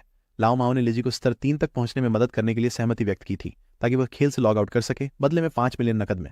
अब जब वह अपने लक्ष्य तक पहुंच गई है, लाओ माओ अपने भुगतान की उम्मीद कर रहा है। लिजी उसे आश्वस्त करती है, पूछते हुए कि क्या वह वास्तव में सोचता है उसके पिता की कंपनी टोइंग इंडस्ट्री इतनी छोटी राशि नहीं बचा सकती। वह उसे बताती है कि वह लॉग आउट करेगी और असली दुनिया में लेन देन संभालेगी। जाने से पहले वह लाओ माओ को अपना फोन नंबर देती है और उसे लॉग आउट करने के बाद संपर्क करने को कहती है। फिर वह एक और पेशकश करती है। वह उसकी सभी व्यापार योग्य जीवन प्रत्याशा खरीदना चाहती है। प्रत्येक दिन के लिए 10,000 नकद की पेशकश कर रही है। लाओ माओ उत्सुकता से सहमत होता है। इस पैसे को लेकर उत्साहित है जो वह कमाएगा। एक आत्मसंतुष्ट शक्ल के साथ वह कहता है कि किंगफैन कितना मूर्ख था जो लिजी की पेशकश को ठुकरा दिया। उन्होंने कहा कि वे इस सौदे के बारे में तब और बात कर सकते हैं जब वे वास्तविकता में मिले। उनके द्वारा देखे बिना किंग फेंग चुपचाप उनके बीच से गुजरता है। स्पष्ट रूप से छिपे हुए। लाओ माओ किंग फेंग की उपस्थिति से अनजान, खेल में जीवन काल के महत्व को नजरअंदाज करते हैं। उसे लगता है कि चिंता करने की कोई जरूरत नहीं है, क्योंकि वह जीवन काल को उतनी ही आसानी से इकट्ठा कर सकता है जितनी आसानी से इन गेम मुद्रा को। उसके लिए खेल की उपलब्धियों को वास्तविक दुनिया के पैसे में बदलना सबसे अच्छी रणनीति है, और वह इसे समझने के लिए खुद को चतुर मानता है। दृश्य प्रारंभिक शहर में बदल जाता है, जहां किंग फेंग टेलीपोर्टेशन गेट के सामने खड़ा है। जैसे ही वह अपना हाथ बढ़ाता है, गेट चमकदार नीले ऊर्जा से चमकने लगता है। जैसे ही रोशनी तेज होती है, शहर और उसे एक प्रतिष्ठा बिंदु प्रदान करना। प्रणाली समझाती है कि वह टेलीपोर्टेशन गेट का उपयोग दिन में एक बार मुफ्त में कर सकता है, लेकिन अधिक उपयोग करने के लिए वह व्यापार योग्य उम्र का उपयोग करना होगा। हालांकि चूंकि खेल में कोई अन्य टेलीपोर्टेशन गेट्स अभी सक्रिय नहीं है, ये फिलहाल उपयोगी नहीं है। किंग फेंग टेलीपोर्टेशन सिस्टम के बारे में सोचते हैं, ये जानते हुए कि यह दो तरफा व्यवस्था है। केवल एक पक्ष को सक्रिय करने से मदद नहीं मिलती। किसी अन्य खिलाड़ी को किसी अन्य प्रारंभिक कस्बे में स्तर 5 तक पहुंचकर अपने गेट को सक्रिय करना होगा ताकि ये काम करे। वह याद करता है कि अपने पिछले जीवन में सोंगफी फायरफ्लाई टाउन में था। आगे रहने के लिए वह एक वेदी तैयार करता है जो उसे तुरंत सतर्क कर देगी जब कोई फायरफ्लाई टाउन गेट को सक्रिय करेगा। वह सिर्फ इंतजार नहीं कर रहा है, वह तैयार हो रहा है। जैसे ही वह गेट सक्रिय होगा, वह सोंगफी का सामना करने के लिए तैयार होगा। जैसे जैसे वह शहर में और गहराई में जाता है, उसके विचार उसके मुख्य लक्ष्य पर हैं। हालांकि कस्बों के बीच टेलीपोर्ट करना अधिकांश खिलाड़ियों के लिए महत्वपूर्ण है, वह जानता है कि असली चुनौती अब भी आगे है। उसका असली उद्देश्य स्तर 10 तक पहुंचना और भगवान की परित्यक्त दुनिया में प्रवेश करना है, जहां वह अंततः अपनी शक्ति को सक्रिय कर सकता है। तभी उस अभिशप्त खेल की वास्तविक चुनौती शुरू होगी। थोड़ी देर बाद वह अपनी दुकान लगाता है और एक सिस्टम सूचना प्रकट होती है, जिससे आसपास के सभी खिलाड़ियों को पता चलता है कि वह उपकरण बेच रहा है, और कौशल पर केवल 10 सेकंड के लिए। ये पहले आओ पहले पाओ का मौका है। प्रतिक्रिया तुरंत होती है। खिलाड़ी उत्साहित हो जाते हैं, उसकी ओर तेजी से बढ़ते हैं और उसे विशेषज्ञ कहते हैं। कुछ कहते हैं कि वे इस पल का इंतजार कर रहे थे, इसे हासिल करने के लिए व्यापार योग्य आयु बचा रहे थे। एक खिलाड़ी गर्व से बताता है कि उसने 150 दिन की आयु बचा रखी है, जबकि दूसरा याद करता है कि पिछली बार जब किंग फेंग ने दुकान लगाई थी, उसने एक आइसिकल स्पेल बेचा जिसने खरीदार ग्रे को रैंकिंग में दूसरे स्थान पर पहुंचने में मदद की। एक और खिलाड़ी रोमांचित होकर एक सिल्वर टियर कौशल पुस्तक खोजता है, जिसे बैटल रोवर कहा जाता है, जो केवल योद्धाओं के लिए होती है, और बिना किसी झिझक के इसे खरीदने का फैसला करता है। एक सिस्टम नोटिफिकेशन पॉपअप होता है जिसमें पुष्टि होती है कि बैटल रोवर कौशल पुस्तक 300 दिनों की व्यापार योग्य जीवन काल के बदले बेची गई है। आसपास के खिलाड़ी स्तब्ध है। एक सवाल करता है कि क्या एक स्किल बुक वाकई इतनी महंगी है। दूसरा खिलाड़ी उसे खारिज करता है, समझाते हुए कि बैटल रोवर योद्धा की राक्षसों की खेती करने की क्षमता को बहुत बढ़ाता है। इस कौशल के साथ 300 दिनों की व्यापार योग्य आयु को 2 दिनों से कम समय में वापस अर्जित किया जा सकता है, जिससे यह एक बहुत ही समझदारी भरी खरीद बन जाती है। किंग फेंग की पेशकश का मूल्य समझते हुए बाकी खिलाड़ी आगे बढ़ते हैं, कुछ भी खरीदने के लिए उत्सुक होते हैं, इससे पहले कि वो सिर्फ कुछ सेकंड में सब कुछ बिक गया। अपनी सिस्टम विंडो देखते हुए किंग फेंग अपनी कमाई जांचते हैं। सिर्फ 1 मिनट में उन्होंने 650 दिनों की ट्रेडेबल जीवन काल इकट्ठा कर ली। उसकी कुल आयु को 2174 दिन पर पहुंचाने के बावजूद वह संतुष्ट नहीं है, ताकि अपनी विशेषताओं, कौशल और उपकरणों को वास्तविक दुनिया में ला सके। उसे जीवन काल की ओर आवश्यकता है। इस बीच कुछ खिलाड़ी शिकायत करते हैं कि उन्हें कुछ खरीदने का मौका नहीं मिला। वे पूछते हैं क्या वह फिर से यहां दुकान लगाएगा, और वह पुष्टि करता है कि वह ऐसा करेगा। अचानक एक महिला खिलाड़ी उसे पुकारती है, कहती है कि उसके पास एक खजाना है और पूछती है कि क्या वह सौदा करने में दिलचस्पी रखता है। जब वह मुड़कर देखता है तो उसे पहचानता है। वह वांग मेंग की टीम की सदस्य है। सिस्टम तेजी से खजाने की पहचान करता है, जो एक स्पेस रिंग है जिसमें 12 इन्वेंट्री स्लॉट है। यह जोड़ता है कि यह रिंग किंग फेंग के बैकपैक या उपकरण में जगह नहीं लेती। किंग फेंग क्षण भर के लिए स्तब्ध रह जाते हैं। वह जानता है कि अंतरिक्ष रिंग का असली मूल्य क्या है। यह एक दुर्लभ भंडारण वस्तु है जो रिंग या बैकपैक स्लॉट का उपयोग नहीं करती। चूंकि खिलाड़ी केवल 3 भंडारण बैकपैक ही ले जा सकते हैं, ऐसी वस्तु अमूल्य होती है। वह समझता है कि जबकि अंतरिक्ष रिंग तकनीकी रूप से किसी भी राक्षस से मिल सकती है, संभावना बेहद कम है। ये बात आश्चर्यजनक है कि इस लड़की ने अपने लाभ पेशे के साथ खेल में इतनी जल्दी एक प्राप्त कर लिया। उसकी किस्मत अविश्वसनीय है। बिना देरी किए वह अंगूठे की कीमत पूछता है, पहले से ही इसकी असली कीमत समझते हुए। अपने पिछले जीवन में 12 स्लॉट की ऐसी अंतरिक्ष रिंग एक चौंकाने वाले 3600 दिन के व्यापार योग्य आयु के लिए बिकी थी। लेकिन जीवन काल पूछने के बजाय लड़की उसे अपने प्रस्ताव से चौंका देती है। वह उसकी जीवन काल बिल्कुल नहीं चाहती। इसके बजाय वह उसे मित्र के रूप में जोड़ने और उसके साथ मिलकर एक बॉस राक्षस को हराने का प्रस्ताव देती है। किंग फेंग तुरंत ही सहमत हो जाते हैं और एक सिस्टम सूचना पॉपअप होती है जो पुष्टि करती है कि खिलाड़ी बिग प्लम ने उसकी मित्रता अनुरोध स्वीकार कर लिया है। जैसे ही वे शेल टाउन छोड़ते हैं, किंग फेंग प्लम से उस बॉस मॉन्स्टर के बारे में पूछते हैं जिससे उसे मदद की जरूरत है। प्लम बताती है कि यह एक गोल्ड टियर बॉस है, लेकिन उसने उसका नाम नहीं पकड़ा क्योंकि वह बहुत दूर था। वह कहती है कि यह एक जर्जर नाव पर स्थित है। किंग फेंग हैरान है, क्या यह गोल्डन घोस्ट शिप हो सकता है? वह जानते हैं कि यह जहाज एक दुर्लभ विशेष बॉस है जो किसी भी स्तर पर दिखाई दे सकता है। इसकी उपस्थिति की दर बहुत कम है, लेकिन जब यह पहले प्रकट हुआ था तो इसके द्वारा गिराए गए मजबूत गियर के लिए बड़े गिल्ड्स में जबरदस्त लड़ाई हुई थी।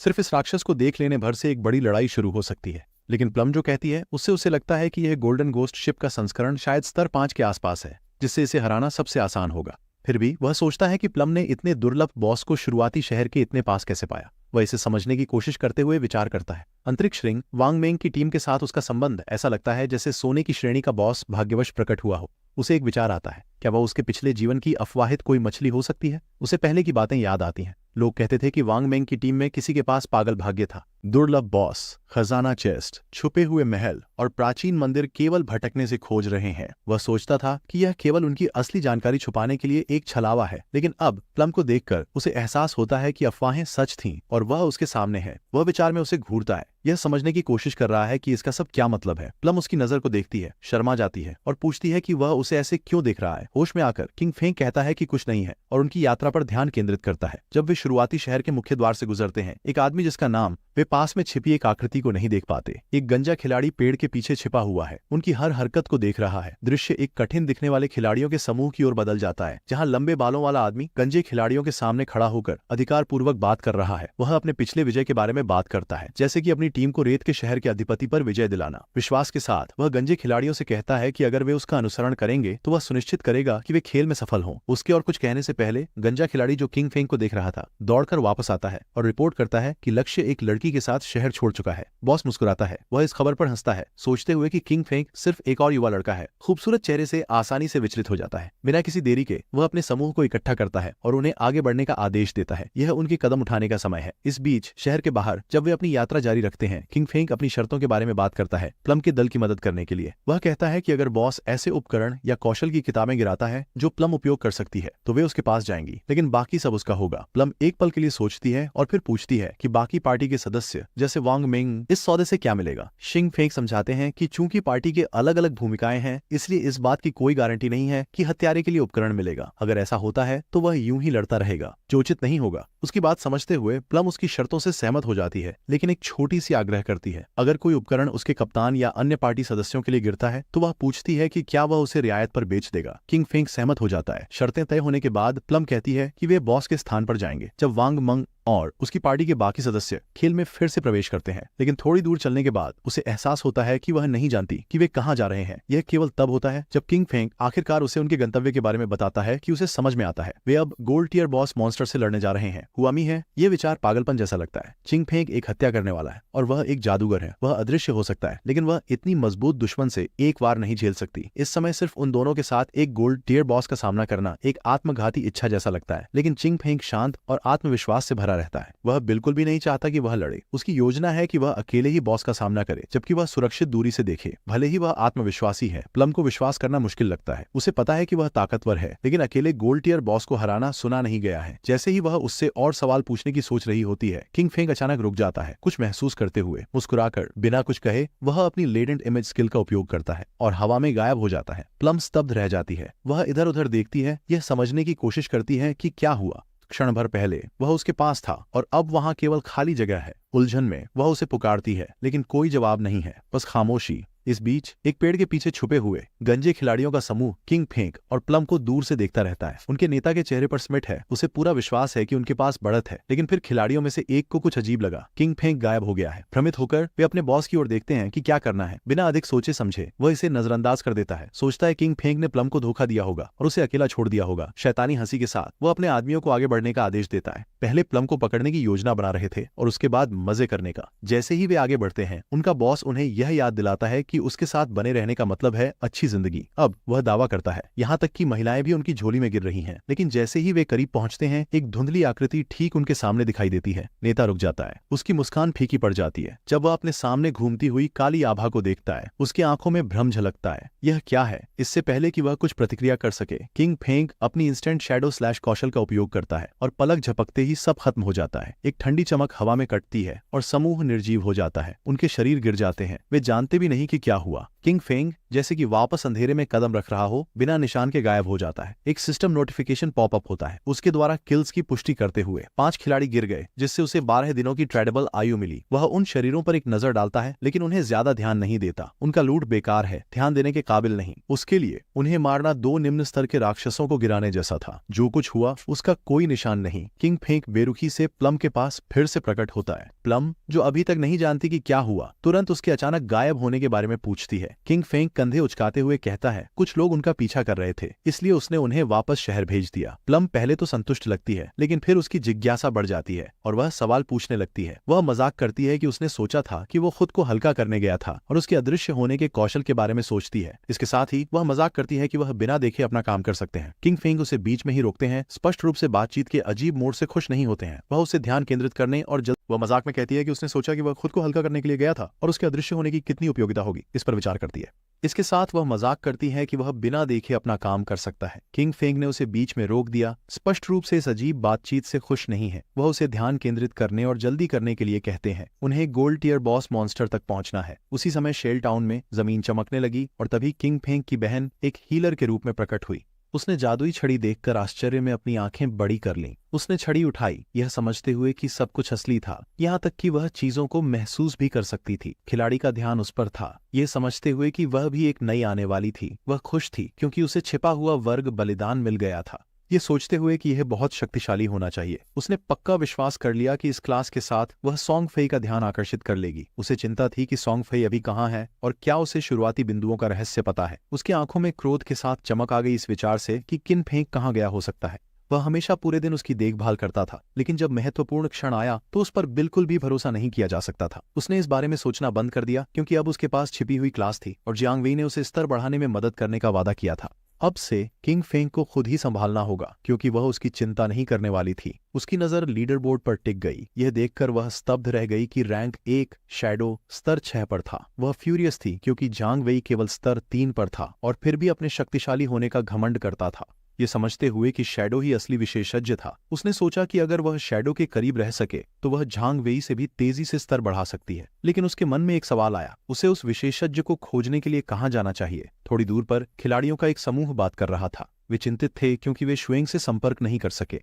समूह का उपचारक, यह वांग मेन की टीम थी। वो जानता था कि उनके पास उसका इंतजार करने का समय नहीं था, इसलिए उसने पूछा कि क्या किसी के पास कोई विचार है। उनमें से एक कुछ चिंतित अंदाज में समझाया कि बिना उपचारक के वे दुश्मनों को मार नहीं सकते थे। दूसरे खिलाड़ी ने तर्क दिया कि वे शैडो जैसे विशेषज्ञ नहीं थे जो अकेले ही खेल सकते थे। सुझाव दिया कि किसी और उपचारक को ढूंढा जाए। जब वे समाधान खोजने की कोशिश कर रहे थे, किसी ने उनका अभिवादन किया और जब उन्होंने मुड़कर देखा तो उन्हें किंग फेंग की बहन नजर आई। उसके लिए यह अवसर एकदम सही था। मुस्कुराते हुए उसने पूछा कि क्या उन्हें एक हीलर की आवश्यकता है, यह प्रकट करते हुए कि उसके पास हिडन क्लास लाइफ सैक्रिफाइस है। इस बीच जंगल में किंग फेंग और प्लम एक चट्टान के ऊपर थे जिसके नीचे दलदल था, जहां उन्होंने सुनहरी भूत जहाज को छिपा हुआ देखा। शैडो स्नीक का उपयोग करके किंग फेंग हवा में गायब हो गया, प्लम से छुपने और घात का ध्यान रखने के लिए कहकर, जबकि वह बॉस से निपटने गया। प्लम ने थोड़ा भ्रमित होते हुए सिर हिलाया, लेकिन उसे सावधान रहने के लिए कहा। हमारा लड़का दलदल पर उतरा और एक प्रणाली विंडो दिखाई दी जो सूचित कर रही थी कि घोस्ट शिप के प्रभाव के कारण यह क्षेत्र हिंसक डोमेन बन गया है। जीवन काल में 100 गुना की दर हानि के साथ जल्दी गणना करते हुए किंग फेंग ने महसूस किया कि समय की तुलना में 100 गुना अधिक गति से यहाँ 15 मिनट रहना एक दिन के जीवन काल की खपत के बराबर था।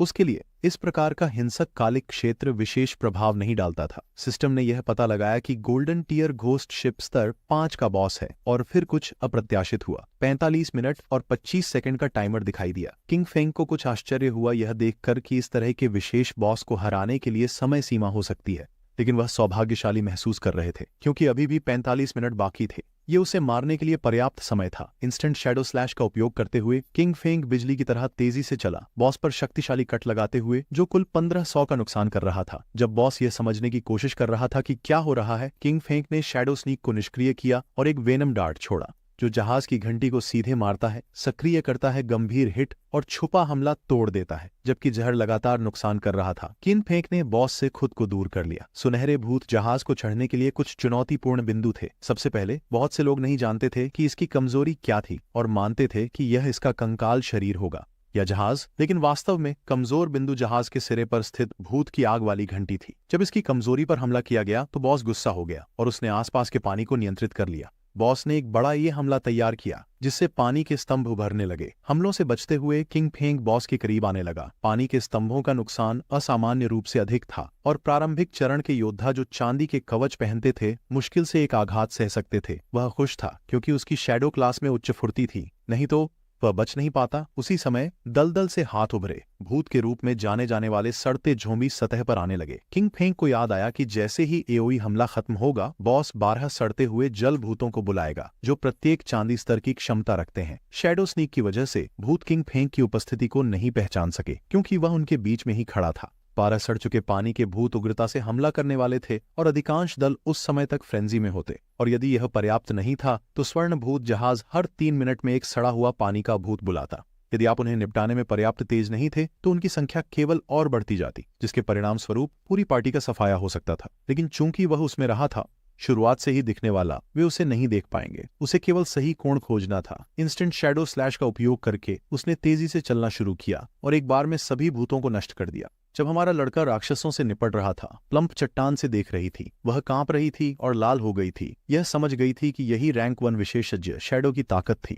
उसके लिए वह बहुत शक्तिशाली था क्योंकि वह बिना किसी निशान के प्रकट और गायब हो जाता था। पलक झपकते ही उसने बॉस के आधे से ज्यादा स्वास्थ्य को बिना किसी प्रतिक्रिया का मौका दिए ही खत्म कर दिया। लेकिन उसकी हैरानी की बात यह थी कि किंग फेंग ने उससे चैट के जरिए बात की और उसे लिटिल ब्लैक नाम से संबोधित करते हुए खुलासा किया कि वह थोड़ी देर में मरने वाला है। उन्हें चौंकाते हुए आत्मविश्वास भरे भाव के साथ किंग फेंग ने कहा कि चिंता करने की कोई बात नहीं है और उसे केवल उसके पुनर्जीवित होने का इंतजार करना है। प्लम्प घबरा गई क्योंकि उसने सोचा कि हमारे लड़के का फायदा था और उसने पूछा कि लिटिल ब्लैक कौन था। शांत होकर किंग फेंग ने पूछा कि क्या वह लिटिल ब्लैक नहीं थी। उसने समझाया कि उसका उपनाम बिग प्लम था और लिटिल ब्लैक नहीं, जो एक कुत्ते का नाम लगता था। किसी ने जोर से जमीन पर पैर पटका। वह वही आदमी था जिसे हमारे लड़के ने पहले मारा था। इस बार वह अपनी पूरी टीम के साथ आया था और लापरवाही के लिए गुस्से में था। अपने सुनहरे दिनों में वह एक के बाद एक महान व्यक्तियों को मारता था, लेकिन अब उसे एक छोटी लड़की द्वारा परेशान किया जा रहा था। उसके आदमियों में से एक दौड़ता हुआ आया और अच्छी खबर दी। उसने लड़की को चट्टान के किनारे पर पाया था, यह बताते हुए कि शैडो का हरामी चट्टान के नीचे अकेले बॉस को चुनौती दे रहा था।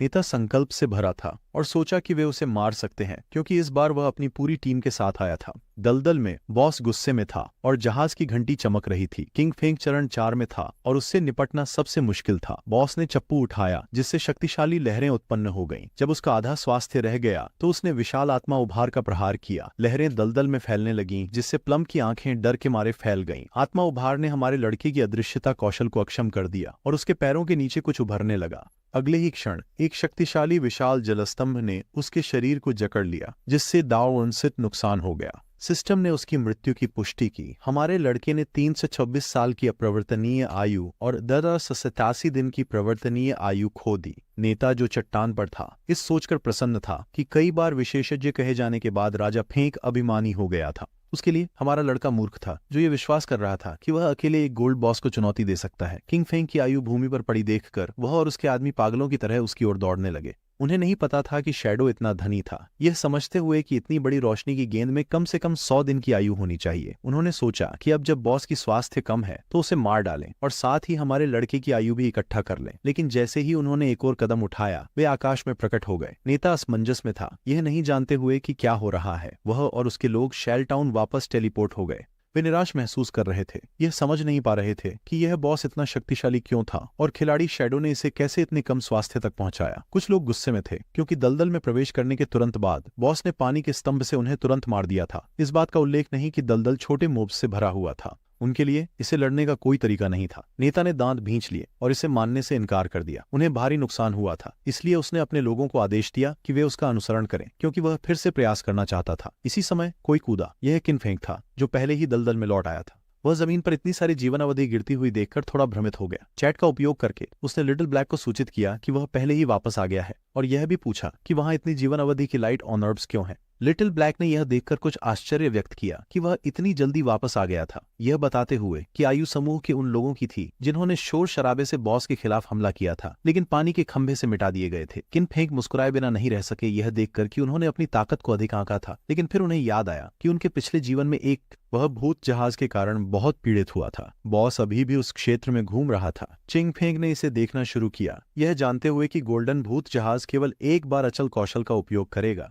इसलिए इसकी बाकी की सेहत को संभालना बहुत आसान था। जब इसे आधी से कम सेहत पर नुकसान होता था तो एक निश्चित संभावना थी कि यह गायब हो जाएगा और दूर कहीं फिर से प्रकट होगा। इसे मारना सामान्य खिलाड़ियों के लिए बहुत मुश्किल बना देता है। एक और सेकंड बर्बाद किए बिना किंग फेंग ने एक जहरीला तीर चलाया जो सीधे जहाज की घंटी पर लगा। बॉस गुस्से में आ गया और दूसरा हमला करने की तैयारी करने लगा। ये देखकर किंग फेंग ने शैडो स्नीक का उपयोग किया और अदृश्य हो गया। बॉस की हरकतों को ध्यान से देखने के बाद किंग फेंग ने इंस्टेंट शैडो स्लैश का उपयोग किया और तेजी से हमला किया, क्योंकि उसने पहले ही उसकी चालों का पैटर्न समझ लिया था। नेता और उसके आदमी फिर से चट्टान पर आ गए। उनमें से एक ने अपने बॉस को सूचित किया कि किंग फेंग फिर से बॉस से लड़ रहा था। यह सुनकर उसने दोनों को खत्म करने का मौका खोजने का फैसला किया। यह देखकर कि मूर्खों का समूह फिर से परेशानी करने लौट आया है, लिटिल ब्लैक को गुस्सा आ गया। शैडो बॉस को मारने वाली थी, इसलिए उसने फैसला किया कि इन कमीने को भागने नहीं दिया जाएगा। उसने जादुई छड़ी को कसकर पकड़ा और ध्यान केंद्रित किया, जिससे बिजली प्रकट हुई। जादुई छड़ी से बिजली की कड़क निकली जो उन आदमियों पर गिरी। उनके शरीर जल गए और बाकी लोग हैरान रह गए। नेता ने कुछ गुस्से में पूछा कि उसे कौन हमला कर रहा था। उसके आदमियों में से एक ने उंगली से छोटी ब्लैक की ओर इशारा किया, यह बताने के लिए कि यह वही थी। उसने जमीन से अपनी कुल्हाड़ी उठाई और अपने आदमियों को उसे मारने का आदेश दिया। यह देखकर लिटिल ब्लैक की आंखें डर से भर गईं। उसने मदद मांगते हुए दौड़ना शुरू कर दिया। नेता और उसके आदमी उसका पीछा करने लगे, उसे मारने की कसम खाते हुए। क्षेत्र से दूर नहीं, एक आदमी जो एक पेड़ के पीछे छिपा हुआ था उन्हें देखने लगा। वह अकेला नहीं था, उसके पीछे एक और आदमी था। जैसे ही उसने देखा कि लिटिल ब्लैक और अन्य लोग पास आ रहे हैं, वे फिर से पेड़ के पीछे छिप गए। दलदल पर वापस किंग फेंग ने बॉस से खुद को दूर किया। उसकी नजर उस पर टिकी रही, यह समझते हुए कि वह लगभग मर चुका था, लेकिन यह वही था जो उसने अपेक्षित किया था। केवल स्तर 5 का बॉस होने के बावजूद गोल्डन घोस्ट शिप को अकेले मारना मुश्किल था। उसे पता था कि उसका नुकसान बहुत कम था। लड़ाई बहुत लंबी हो चुकी थी, जिससे कई लोग देखने के लिए आकर्षित हुए थे। यह देखकर कि चट्टान पर लोग थे, उसने समझ लिया कि वे वही लोग थे जो अभी मरे थे। इसके अलावा उसने देखा कि दलदल के पास भी एक समूह था जो उसका मालिक को मारने का इंतजार कर रहा था, ताकि वे उसे मारकर उसकी लूट छीन सकें। जहर का असर बॉस पर होने लगा, जिससे उसकी आंखें चमकने लगीं और ज्यादा समय नहीं बीतने पर उसका शरीर गायब होने लगा। सिस्टम ने गोल्ड ग्रेड के गोल्डन घोस्ट शिप की मृत्यु की घोषणा की। किंग फेंग को 2800 अनुभव अंक इनाम में मिले। वह स्तर 8 पर पहुंच गया। उसे 7 विकास अंक और 216 दिनों का व्यापार योग्य जीवन काल प्राप्त हुआ। हमारे लड़के ने शैडो स्नीक को सक्रिय किया। यह एक अच्छा सपना था, लेकिन दुर्भाग्य से उसने गलत अनुमान लगाया। एक सामान्य सिस्टम सूचना हर जगह सुनाई दी, जिससे पता चला कि शेल टाउन से खिलाड़ी शैडो सर्वर पर पहला था जिसने गोल्ड ग्रेड बॉस को मारा। उसे 3 प्रतिष्ठा अंक मिले। सभी खिलाड़ियों का ध्यान यह सूचना खींच लिया। कोई नहीं जानता था कि शैडो कौन था या वह इतना शक्तिशाली क्यों था। अन्य नाराज थे, क्योंकि पहले व्यक्ति को जो सोने ग्रेड बॉस को मारता उसे हान शिन की टीम से होना चाहिए था। शहर शैल टाउन में वांग मंग सिस्टम नोटिफिकेशन को उलझन में देख रहा था, क्योंकि शैडो अभी अभी तांबे के बॉस से खुद लड़ाई कर रहा था। केवल थोड़ा समय बीता था और उसने पहले ही एक स्वर्ण बॉस को अकेले ही हरा दिया था। वह नहीं जानता था कि शाह और बाकी लोग भी बहुत अच्छे थे। राजा फेंग की बहन की आंखों में दृढ़ता के साथ चमक आने लगी, यह समझते हुए कि वास्तव में शैडो सबसे मजबूत था। उसने सोचा कि यदि शैडो उसकी मदद करके उसे लेवल ऊपर करे तो वह भाई सॉन्ग फेई से मिल सकेगी। बॉस का शरीर गायब हो गया, जिससे उम्र और लूट जमीन पर रह गई। वृक्ष के पीछे छिपे समूह के मुखिया ने देखा कि बॉस ने बहुत सारा लूट गिराया है, तो वह मुस्कुरा उठे। एक शैतानी अभिव्यक्ति के साथ उन्होंने महसूस किया कि शैडो ने लूट को उठाए बिना अदृश्यता का उपयोग करके खुद को छिपा लिया था। यह समझते हुए कि उसे उससे सावधान रहना चाहिए, उसने गुआंग को आदेश दिया कि अपनी कला का इस्तेमाल करे और शैडो को ढूंढे। वे किंग फेंग को मारने और सोने के बॉस की लूट को अपने लिए लेने जा रहे थे। गुआंग ने सिर हिलाया, फिर अपना धनुष खींचा, फैंटम हॉर्न ईगल नामक एक कला का इस्तेमाल किया और दलदल की ओर एक बाण छोड़ा जो एक ईगल की प्रेत छवि में बदल गया। ईगल उड़ने लगा और फिर विस्फोट हुआ, जिससे उसके पंख दलदल पर गिरने लगे। किंग फेंग उन्हें ध्यान से देखने लगा। उसे उम्मीद नहीं थी कि यह शिकारी इतनी जल्दी यह अदृश्यता विरोधी क्षमता सीख लेगा। उसके लिए यह कोई आश्चर्य की बात नहीं थी कि वे उसे मारने और उसका माल हथियाने में इतने आत्मविश्वासी थे, लेकिन यह अफसोस की बात थी कि उसकी असैसिन क्लास में अदृश्यता स्तर में अतिरिक्त अंक था। गुआंग का कौशल स्तर 1 था, इसलिए यह उसकी क्षमता को तोड़ नहीं सकता था। आत्मविश्वास से भरे गुआंग ने बॉस की तरफ मुड़कर बताया कि शैडो उन्हें इतनी बड़ी संख्या में देखकर भाग गया होगा। बॉस और उनके आदमी छोटे की तरफ बढ़ने लगे। लूट की रक्षा पहले करने का निर्णय लेते हुए उसने अपने आदमियों से कहा कि वे लापरवाह न हों और किसी भी समय लड़ाई के लिए तैयार रहें। बॉस की लूट की स्वामित्व 5 मिनट की थी। समय समाप्त होने के बाद लूट उनकी होने वाली थी। उनके चेहरों पर गर्व की मुस्कान आई, लेकिन तभी शैडो उभरने लगा, जिससे उनकी आंखें डर से चौड़ी हो गईं। जैसे ही वे प्रतिक्रिया कर सकते थे, उससे पहले ही चिंग फेंग ने बिजली की तरह सभी को गिरा दिया। अब जब माहौल शांत हो गया था, चिंग फेंग का ध्यान लूट पर था, लेकिन तभी उसके मन में एक सवाल आया, लिटिल ब्लैक कहाँ गया था। उन्होंने इसे भूलने और बाद में उसे खोजने का फैसला किया। फिलहाल उनके पास लालची हाथ को अपग्रेड करने के लिए पर्याप्त विकास अंक थे, इसलिए उन्होंने एल प्राप्त करने से पहले कौशल को अपग्रेड करने का निर्णय लिया। लोभी हाथ हीरे की गुणवत्ता से महाकाव्य बन गई। इसे राक्षसों के शवों पर इस्तेमाल किया जा सकता है। अतिरिक्त लूट प्राप्त करने की संभावना 220% से 300% तक है। अतिरिक्त लूट के एक स्तर ऊंचा होने की 100% संभावना थी। हमारे लड़के ने लूट उठा ली। वह 100% संभावना का उपयोग करके सारी रोशनी को एकत्रित करने और उन्हें निचोड़ने के लिए दृढ़ था। लालची हाथ ने लूट को अवशोषित करना शुरू कर दिया, जिससे किंग फेंग के चेहरे पर मुस्कान आ गई। जंगल से एक चमकीली रोशनी निकलने लगी और लालची हाथ का उपयोग करने के बाद उसने 21 विकास अंक और 648 दिनों की विनिमय उम्र प्राप्त की और 2 विशेष वस्तुएं जिनका नाम है ghost fire bell. King Feng की आंखें आश्चर्य से खुल गईं जब उन्होंने देखा कि उन्हें 2 गोस्ट फायर बेल प्राप्त हुई हैं। यह एक विशेष वस्तु थी। इसे लगाने के बाद किंग फेंग को मरने पर उम्र नहीं खोनी पड़ेगी। 15 से 60 सेकंड के कूल डाउन समय के साथ इसमें 2 कौशल थे, एक निष्क्रिय और एक सक्रिय। आत्मा अवशोषण निष्क्रिय था। राक्षसों को मारते समय गिराए गए आयु की मात्रा 20% से बढ़ जाएगी और एक ही समय में 2 घोस्ट फायर बेल्स होने से यह प्रभाव दोगुना हो जाएगा। सोल शॉक एक सक्रिय कौशल था। वह सभी दुश्मनों को 3 सेकंड के लिए 100 मीटर क्षेत्र में गतिहीन करने के लिए घंटी बजा सकता था। इसके लिए 512 सेकंड का कूल डाउन था। घोस्ट फायर बेल को उपकरण नहीं माना जाता था, यह एक वस्तु थी। ये 2 उपकरण स्लॉट्स नहीं लेती थी और 2 घोस्ट फायर बेल्स केवल एक इन्वेंट्री स्लॉट में आती थीं, जिससे यह बहुत सुविधाजनक हो जाता था। जब वह ध्यान भटक गया तो लिटिल ब्लैक ने चैट के माध्यम से उससे संपर्क किया, उसे बचाने के लिए आने को कहा। शैडो सतर्क हो गया और चिंतित चेहरे के साथ पूछा कि वह कहाँ है। किंग फेंग लिटिल ब्लैक के ठिकाने के बारे में जानने को लेकर कुछ चिंतित थे। उन्होंने वॉइस चैट में सुना कि वह चिल्ला रही थी और उनसे अपने पास न आने की गुहार लगा रही थी। लिटिल ब्लैक बहुत डरी हुई थी क्योंकि नेता और उसके आदमी उसे पहले ही घेर चुके थे। उन्होंने उसकी मजबूत प्रतिरोध क्षमता की तारीफ की, लेकिन बताया कि अब वहां से बचने का कोई रास्ता नहीं है। उसे शांति से उनके पास आने की सलाह दी, वादा करते हुए कि वे उसे इतना अच्छा महसूस कराएंगे कि वह स्वर्ग पहुंच जाएगी। उसने अपनी मुट्ठी भींच ली और जब उसने पीछे देखा तो उसने देखा कि वह खाई के किनारे पर है। इन कमीने को जीतने न देने का दृढ़ संकल्प लेते हुए उसने बिना ज्यादा सोचे समझे खाई से पीछे की ओर छलांग लगा दी, जिससे नेता और बाकी हैरान रह गए। उसका शरीर तेजी से नीचे गिरने लगा जब तक कि वह जोर से जमीन से नहीं टकराया, जिससे उसे भयानक दर्द हुआ और खून का पूल बन गया। उसका शरीर गायब होने लगा और आयु में बदल गया। नेता ने छोटी के ऊपर से झांका और यह देखकर थोड़ा भ्रमित हो गया कि उसने सच में छलांग लगा दी थी, सोचते हुए कि वह काफी दृढ़ थी। लिटिल ब्लैक ने हमारे लड़के को सूचित किया कि उसे अब उसकी बचत करने की जरूरत नहीं है, क्योंकि वह मर चुकी थी और शहर लौट चुकी थी। उसे राहत महसूस हुई क्योंकि यह अच्छी बात थी कि उनकी पार्टी की व्यापार करने योग्य जीवन अवधि सभी कैप्टन वांगमेई के पास थी। किंग फांग ने राहत महसूस की और लिटिल ब्लैक से कहा कि वह वहीं इंतजार करे, क्योंकि वह उसे सामान देने जा रहा था। वह खुश महसूस करती है और हमारे लड़के की मेहनत की तारीफ करती है। उसने क्षेत्र में सभी जीवन काल इकट्ठा किए। इस बार उसके पास एक बड़ा था। उसका व्यापार योग्य जीवन काल 3115 दिनों तक पहुंच गया था और उसके पास 21 उत्क्रांति बिंदु भी थे। उसने निर्णय लिया कि वह पॉइंट्स का उपयोग करके ग्रीडी हैंड को विकसित करेगा। एक सिस्टम विंडो प्रकट हुई जिसमें जानकारी दी गई कि कौशल ग्रीडी हैंड पहले से ही एपिक स्तर पर पहुंच गया है। इसे विकसित करने के लिए 10 गुना अधिक विकास बिंदुओं की आवश्यकता थी। सिस्टम ने पूछा कि क्या वह इस स्किल को विकसित करने के लिए 210 विकास पॉइंट्स खर्च करना चाहता है। किंग फेंग को कोई आश्चर्य नहीं हुआ, उनके लिए यह अपेक्षित था। यह इतना सरल नहीं था। स्किल का स्तर जितना ऊंचा होता है, उसे विकसित करने के लिए उतने ही अधिक विकास पॉइंट्स की आवश्यकता होती है। उन्होंने इसे भूलने और पहले अपने आक्रमण कौशल को बढ़ाने का फैसला किया, क्योंकि जितना अधिक उनका नुकसान होगा उतना ही शक्तिशाली बॉस वे सामना कर सकते थे और इस तरह वह बेहतर लूट प्राप्त कर सकता था। उसने ध्यान केंद्रित किया और इंस्टेंट शैडो स्लैश सीधे प्लेटिनम से डायमंड में चला गया।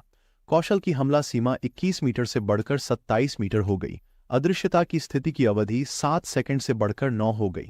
अब वह सभी दुश्मनों पर रास्ते में 7 वार कर सकता था, बजाय 5 वार के। कुल अवधि 10 सेकंड की थी।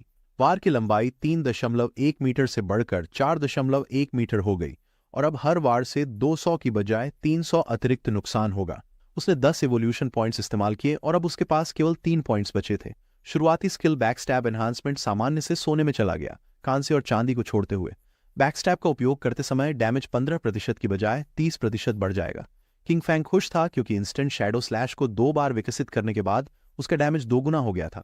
यहां तक कि अगर वह छुपकर नहीं था और बिना छुपने की स्थिति को भंग किए वह 3000 अंकों की क्षति पहुंचा सकता था, और अगर छुपना भंग होता और पीछे से वार किया जाता तो 7 वारों की कुल क्षति 6000 से 7000 के बीच पहुंच सकती थी। सिस्टम विंडो का उपयोग करके हमारे लड़के ने अपनी क्षमताओं का विश्लेषण शुरू किया। उसे याद आया कि गोल्ड टियर बॉस ने 2 से 4 सिल्वर उपकरण छोड़े, जिसमें गोल्ड उपकरण के गिरने की थोड़ी संभावना थी। अब लालची हाथ के प्रभावों के कारण उसे 11 सोने के उपकरण और कौशल पुस्तकें मिली थीं, 2 प्लेटिनम उपकरण और एक प्लेटिनम कौशल पुस्तक। ये लूट बिल्कुल खराब नहीं थी, क्योंकि इनमें से 3 का उपयोग हत्यारे प्रकार के लोग कर सकते थे।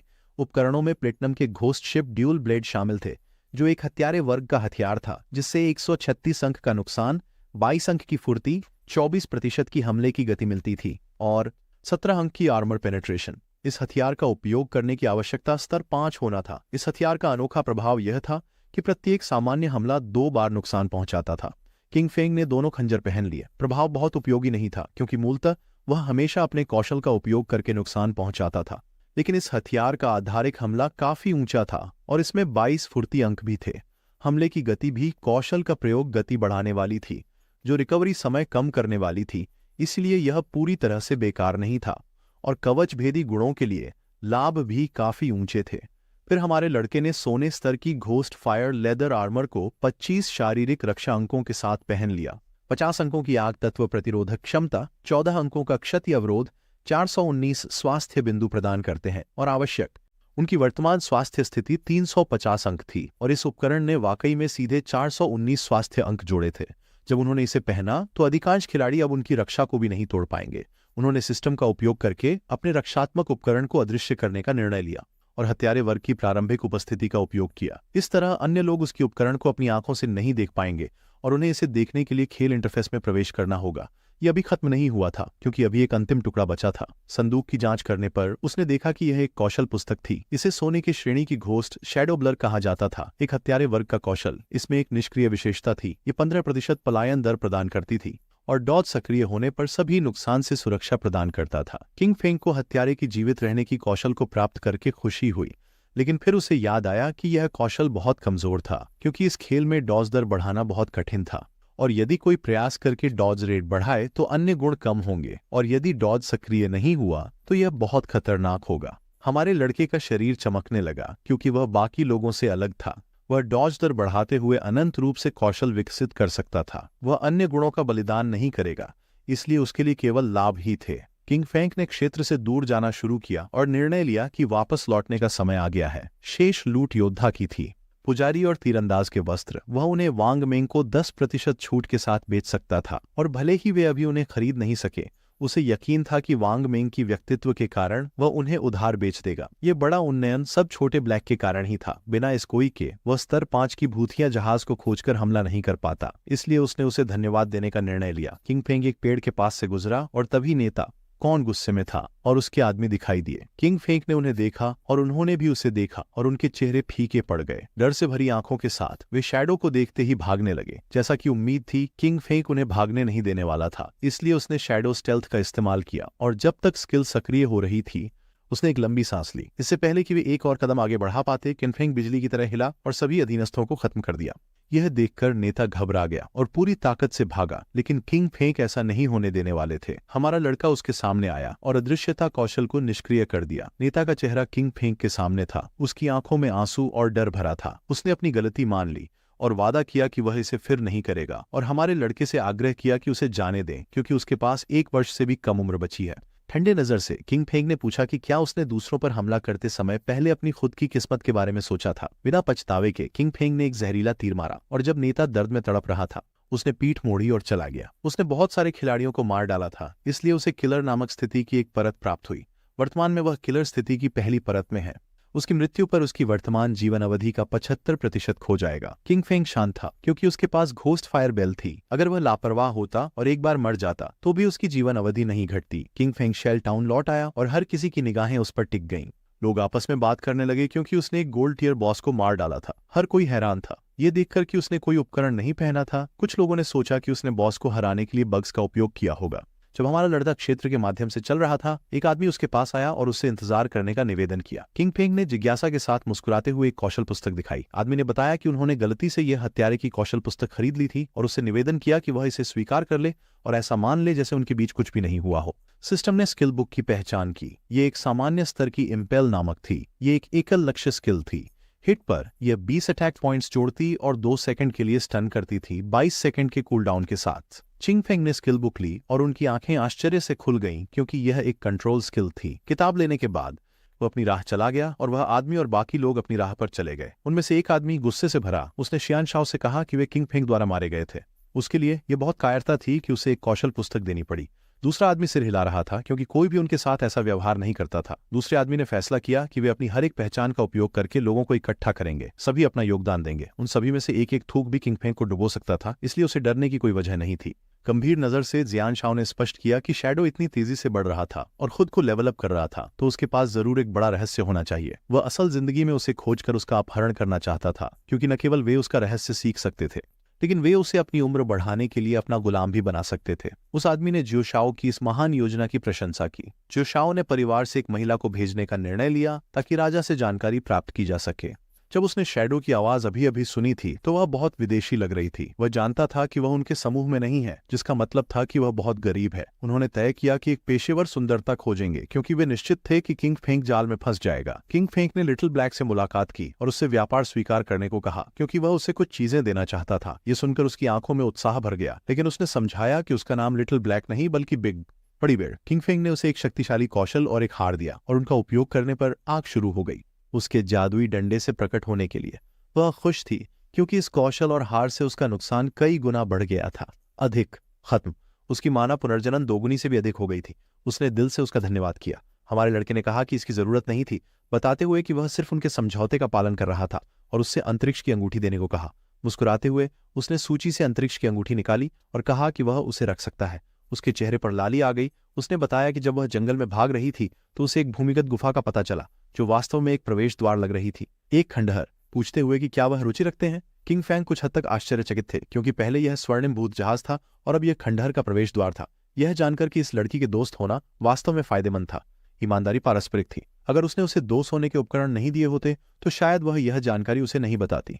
इस स्पेस रिंग के साथ उसकी इन्वेंट्री अंततः 27 स्लॉट तक पहुंच गई थी। किंग फेंग ने पूछा कि वांग मेंग कहाँ था, यह वादा करते हुए कि एक बार जब उसने उन्हें चीजें बेच दी वह उन खंडहरों को देखने जाएगा जिनका उसने जिक्र किया था। उसने अपना हाथ बढ़ाया, यह बताते हुए कि कप्तान और अन्य लोग नए पुजारियों को प्रशिक्षित करने गए थे, इसलिए वे जल्द वापस नहीं आने वाले थे। उन्होंने नक्शे का उपयोग करके खंडहरों का प्रवेश द्वार चिन्हित किया, यह समझाते हुए कि झाड़ियों के पीछे जमीन पर एक पत्थर की स्लैब थी। भागते समय उसने स्लैब को एक तरफ खिसकाया और अंदर छिप गई, लेकिन जैसे ही उसने अंदर कुछ कदम चले उसे भीतर से चीखें सुनाई दी। वह इतनी डर गई थी कि वह बाहर भाग गई, नहीं तो उन लोगों ने उसे पकड़ लिया होता। किंग फेंग गायब हो गया और तुरंत खंडहरों की ओर जाने और वांग मंग के लौटने पर व्यापार करने का निर्णय किया। लिटिल ब्लैक कुछ भ्रमित था। हमारा लड़का शेल टाउन छोड़कर जंगल में प्रवेश कर गया। मूल रूप से वह किसी स्थान पर लेवल 10 तक पहुंचने के लिए अभ्यास करना चाहता था, लेकिन चूंकि वहां एक खंडहर था इसलिए पीसने की जरूरत नहीं थी। मुख्यतः 3 प्रकार के खंडहर होते थे जो एक शुरुआती कस्बे में दिखाई देते थे। वे थे, वहां कब्रें थीं, श्रापित खंडहर और आस्था के मंदिर थे। चाहे खंडहर का प्रकार कोई भी हो, छोटे दुश्मन सब कांस्य स्तर के थे। वहां कुछ चांदी स्तर के राक्षस भी हो सकते थे। उसके लिए वे जीवन काल और विकास बिंदुओं का समुद्र थे। लिटिल ब्लैक द्वारा नक्शे पर चिह्नित स्थान का अनुसरण करते हुए किंग फेंग खंडहर के प्रवेश द्वार पर पहुंचा। बिना समय बर्बाद किए हमारा लड़का अंदर गया, याद करते हुए कि मुख्य रूप से 3 प्रकार के खंडहर होते थे जो एक शुरुआती शहर में प्रकट होते थे। 2 कब्रें, श्रापित खंडहर और आस्था के मंदिर। कब्रों के बारे में ज्यादा कुछ नहीं कहना था। वे कई राक्षसों से भरे होते थे और उन्हें सभी को मारना बहुत मुश्किल था, और अंत में लगभग हमेशा एक स्वर्ण बॉस होता था। श्रापित खंडहरों के राक्षस सभी प्राचीन देवताओं और दुष्ट देवताओं द्वारा श्रापित होते थे। वे अतीत में इंसान हो सकते थे, लेकिन कुछ पागल हो गए और कुछ मौत के बाद भूत बन गए। मंदिर के राक्षस सभी प्राचीन देवताओं और दुष्ट देवताओं के भक्त थे। इसके अलावा मंदिर का लेआउट बहुत जटिल था। दीवारें प्राचीन चित्रों से भरी हुई थीं। यदि कोई अंतिम 2 बाधाओं को पार कर ले तो उन्हें एक विशेष वस्तु या कौशल में बढ़ोतरी मिलती थी। दीवारों पर चित्रित भित्ति चित्रों को देखकर हमारे लड़के को एहसास हुआ कि यह एक आस्था का मंदिर था। उसने भित्ति चित्रों को ध्यानपूर्वक देखना शुरू किया क्योंकि वे बहुत परिचित थे। उसी समय गर्जनें सुनाई देने लगीं। हमारा लड़का गलियारे में चलना शुरू किया, यह महसूस करते हुए कि यह प्राचीन न्याय के देवता का आस्था मंदिर था। इसका वही मूल था जैसे उसके न्याय की आंख का। उसी समय जंगल में वांग मेंग और उसकी पार्टी एक राक्षस से लड़ रही थी। वांग मेंग ने अपनी ढाल निकाली और राक्षस के हमलों को रोका, लेकिन फिर दानव उस पर झपटा और इससे पहले कि वह प्रतिक्रिया कर पाता उसने अपनी भयंकर पंजे से हमला किया, जिससे वांग मेंग का शरीर हवा में उछल गया। उसे भयानक चोटें आईं। यह देखकर कि कप्तान घायल हो गया था, पार्टी के तीरंदाज घबरा गए और हीलर को ठीक करने का आदेश दिया। किंग फेंग की बहन डर के मारे स्तब्ध थी। यह नहीं समझ पा रही थी कि क्या करना है। आंखों में आंसू लिए उसने जादुई छड़ी को कसकर पकड़ लिया और पूछा कि वह कैसे करना है। जब वे विचलित थे तो राक्षस ने छलांग लगाई और हमला करने की तैयारी की। देखकर पार्टी के तलवारबाज ने अपनी तलवार खींची और किंग फांग की बहन को अपनी कौशल का उपयोग करने का आदेश दिया, लेकिन आदेश का पालन करने की बजाय वह जमीन पर घुटनों के बल गिर गई, अपना जादुई स्टाफ गिरा दिया और डर के मारे रोने लगी। राक्षस ने फिर से हमला किया और वांग मेंग की पार्टी को हरा दिया गया और वे शेल टाउन में टेलीपोर्ट हो गए। वांग मेंग और उसके आदमी नाराज थे। लिटिल ब्लैक, जो उस क्षेत्र में था, एरिया ने उनका स्वागत किया और मुस्कुराते हुए पूछा कि वे इतनी जल्दी क्यों लौट आए, समझाते हुए कि विशेषज्ञ छाया अभी तक वापस नहीं आई है, इसलिए वे अभी उपकरण नहीं खरीद सकते। धनुर्धर, जो गुस्से में था, ने किंग फेंग की बहन की ओर इशारा करना शुरू किया और कहा कि उसने उसके जैसा मूर्ख व्यक्ति कभी नहीं देखा। उसे यह भी नहीं पता था कि राक्षसों के हमलों से कैसे बचा जाए, और न ही उसे अपनी क्षमताओं का उपयोग करना आता था। शियाओ यू रोने लगी। यह नहीं जानती थी कि क्या करे। लिटिल ब्लैक उसके सामने खड़ा हो गया और आश्चर्यचकित भाव से आर्चर से पूछा कि वह इतना कठोर क्यों है, ये समझाते हुए कि वह एक शुरुआती है और यह उसका पहली बार है गेम खेलने का, इसलिए मर जाना सामान्य था। क्रोध से भरी आंखों के साथ आर्चर ने लिटिल ब्लैक से कहा कि वह दूर हो जाए, क्योंकि वह उसे डांटने वाला था। तलवारबाज ने लिटिल ब्लैक को समझाया कि वे एक बार नहीं बल्कि 1 घंटे से कम समय में 3 बार मरे थे। ये सुनकर लिटिल ब्लैक की आंखें आश्चर्य में फैल गईं। मुस्कुराते हुए उसने वह हार दिखाना शुरू किया जो किंग फांग ने उसे दिया था। उसने उनके साथ जाने का फैसला किया, यह बताकर कि उसने अभी अभी विशेषज्ञ से 2 अच्छी चीजें प्राप्त की थीं। अब वह बहुत शक्तिशाली थी और मानती थी कि वे भी हैं। जब वह वहां पहुंची तो मरने वाली नहीं थी। वांग मेंग आगे बढ़े और सभी को बहस करना बंद करने का आदेश दिया। उसके लिए लिटिल ब्लैक का सुझाव बुरा नहीं था, क्योंकि इस बार उसके शामिल होने से चीजें अच्छी चलनी चाहिए और शायद जब वे वापस आएंगे तो वे शैडो से मिल पाएंगे। हालांकि भीतर से शियाओ यू गुस्से में थी। उसने आभारी होने का नाटक किया, माफी मांगी और मेहनत से काम करने का वादा किया। वह विश्वास नहीं कर सकती थी कि वे स्वयं काम नहीं कर सकते थे और फिर भी उस पर दोष डालने की हिम्मत कर रहे थे। यदि उनके शैडो के साथ संबंध नहीं होते तो वह उन सभी की परवाह नहीं करती। वह बहुत नाराज थी। उसी समय हमारा लड़का एक कमरे में दाखिल हुआ और कुछ ने उसका ध्यान खींचा। 2 राक्षस उसके सामने घुटने टेककर खड़े थे और सिस्टम ने उन्हें प्राचीन देवता के भक्त अनुयायी के रूप में पहचाना। जज को बुलाया। वे स्तर 10 राक्षस थे और सिल्वर श्रेणी के। किंग फेंग की आंखों में संदेह की चमक आ गई। एक पल भी गंवाए बिना दृढ़ता से उसने इंस्टेंट शैडो स्लैश का उपयोग करके राक्षसों पर हमला किया। हमारा लड़का अदृश्य हो गया और जब उसने मुड़कर देखा तो पाया कि उसने उनसे ज्यादा स्वास्थ्य नहीं छीना था। यहां तक कि चुपके से हमला करने और पीछे से वार करने के बाद भी उन्होंने अपनी सेहत का सिर्फ एक छोटा हिस्सा ही खोया था। उनके लिए यह उम्मीद के मुताबिक था। वे स्तर 10 के चांदी के बॉस थे और इन दोनों भक्त अनुयायियों की सेहत मिलाकर पहले से ही सोने के स्तर के सुनहरे भूत जहाज से अधिक थी। तभी कुछ ऐसा हुआ जिसने हमारे लड़के का ध्यान आकर्षित किया और उसे जिज्ञासु बना दिया। राक्षसों ने फिर से उनके सामने घुटने टेक दिए। वह कुछ हद तक भ्रमित था क्योंकि राक्षस फिर से उसकी दिशा में घुटनों पर झुके हुए थे। यह अजीब था क्योंकि वह अभी भी स्टेल्थ में था। उसे पता नहीं था कि क्या उन्होंने उस पर जजमेंट की आंख को भांप लिया है या यह कारण था कि वे उस पर हमला क्यों नहीं कर रहे थे। किंग फेंग ने पूछा कि क्या वे रास्ता जानते हैं और उन्हें उसे मार्गदर्शन करने के लिए कहा। राक्षसों ने अपने सिर उठाए और गरजने लगे। किंग फेंग को एहसास हुआ कि वे भ्रष्ट हो चुके हैं, सड़ चुके हैं और पूरी तरह पागल हो गए हैं। वे जंगली जानवर बन गए थे जो केवल इंसानों से जीवन काल चुराना जानते थे। उसी समय राक्षसों की आंखें चमकने लगीं और जल्द ही उन्होंने हमारे लड़के से पीठ मोड़ ली और दौड़ गए। कमरे के दरवाजे पर खिलाड़ियों का एक समूह था। राक्षसों ने उनकी उपस्थिति महसूस की और उनकी ओर हमला करने लगे। खिलाड़ियों ने महसूस किया कि ये बॉस सिल्वर टियर के थे। वे एक का सामना नहीं कर सकते थे, इसलिए उन्होंने इस स्थान से भागने का निर्णय लिया। जैसे ही वे ऐसा कर पाते, राक्षसों ने हमला किया और जहरीली धुंध उनके शरीर को पिघलाने लगी। उनके शरीर गायब हो गए। जीवन अवधि के गोले छोड़ते हुए वे उस लड़की की टीम थी जिसने हमारे लड़के से आइस स्पाइक खरीदा था। क्रेरोस कहा जाता है। उसे कभी नहीं लगा था कि वे भी इस खंडहर को पाएंगे। वर्तमान खिलाड़ियों के उपकरण स्तर को देखते हुए किंग फेंग ने निष्कर्ष निकाला कि अभी कोई भी गहराई में जाने के लिए तैयार नहीं था। हमारे लड़के ने स्टील्थ को निष्क्रिय कर दिया और जीवन काल को उठाने का फैसला किया। राक्षस फिर से उसके सामने झुक गए। फिर से इन लोगों ने व्यापार योग्य जीवन काल के 100 से अधिक दिन खो दिए थे और हमारे लड़के को उम्मीद नहीं थी कि वे अमीर होंगे। हमारा लड़का कमरे में वापस लौटा और खोजबीन शुरू कर दी। कुछ मिनट बीत गए और चारों ओर खोजने के बाद भी उसे कुछ नहीं मिला। न तो फंदे थे और न ही कोई खजाना। वह इस निष्कर्ष पर पहुंचा कि केवल 2 चांदी के छोटे बॉस थे। उसकी आंखों में गुस्सा चमकने लगा और उसने इसे भूल जाने का फैसला किया। बिना 1 सेकंड की भी झिझक के उसने जहरीले डार्ट्स का उपयोग करके हमला किया, जो राक्षसों के सिर में धंस गए। 2 सिल्वर टियर बॉस को मारने के इनाम के रूप में उसे 4000 अनुभव अंक प्राप्त हुए और 9वें स्तर पर पहुंच गए। 188 दिनों की व्यापार योग्य आयु में 4 विकास बिंदु प्राप्त किए। किंग फेंग ने ग्रेडी हैंड का उपयोग किया और राक्षसों के शरीर गायब होने लगे। वह खुश महसूस कर रहा था क्योंकि महाकाव्य टियर ग्रेडी हैंड बिल्कुल पागल था। उसे 32 विकास बिंदु मिले। 15 4 दिन की व्यापार योग्य जीवन काल, 4 स्वर्ण श्रेणी की वस्तुएं और 10 रजत श्रेणी की वस्तुएं। उसने अपना हाथ बढ़ाया जिससे एक लॉकेट प्रकट हुआ। यहां वह खुश था क्योंकि उसे हत्यारे के लिए एक स्वर्ण स्तर की वस्तु प्राप्त हुई थी। यह वफादार का लॉकेट था, एक हत्यारे वर्ग की एक्सेसरी। यह 15 चुस्ती अंक और 20% कूलडाउन कम कर देगा, और इसकी विशेष प्रभाव से एक चांदी स्तर का भक्त अनुयायी बुला सकता था जो आपके लिए लड़ेगा, जिसमें 6000 सेकंड की कूलडाउन होगी। किंग फेंग ने अपनी मुट्ठी भींच ली। इस हार के गुण अच्छे थे। 20% कूलडाउन रिडक्शन उसकी स्टेल्थ स्किल के कूलडाउन को 22 सेकंड से घटाकर 19 सेकंड कर देगा। पॉइजन डार्ट्स का कूलडाउन 4.35 सेकंड से घटकर 3.75 सेकंड हो गया। इंस्टेंट शैडो स्लैश का 10 सेकंड से घटकर 8 सेकंड हो गया। पीसना अधिक प्रभावी हो गया था क्योंकि उसके बाकी सभी गियर को स्तर 8 से ऊपर होना आवश्यक था। अभी कोई और इसका उपयोग नहीं कर सकता था, इसलिए उसने इसे फिलहाल रखने और बाद में बेचने का निर्णय लिया। जैसे ही किंगफेंग जाने वाला था, जमीन हिलने लगी। हमारा लड़का कुछ हद तक जिज्ञासु हो गया और जब उसने मुड़कर देखा तो एक छोटा स्तंभ उभरा। उसकी आंखें खुशी से चमकने लगी।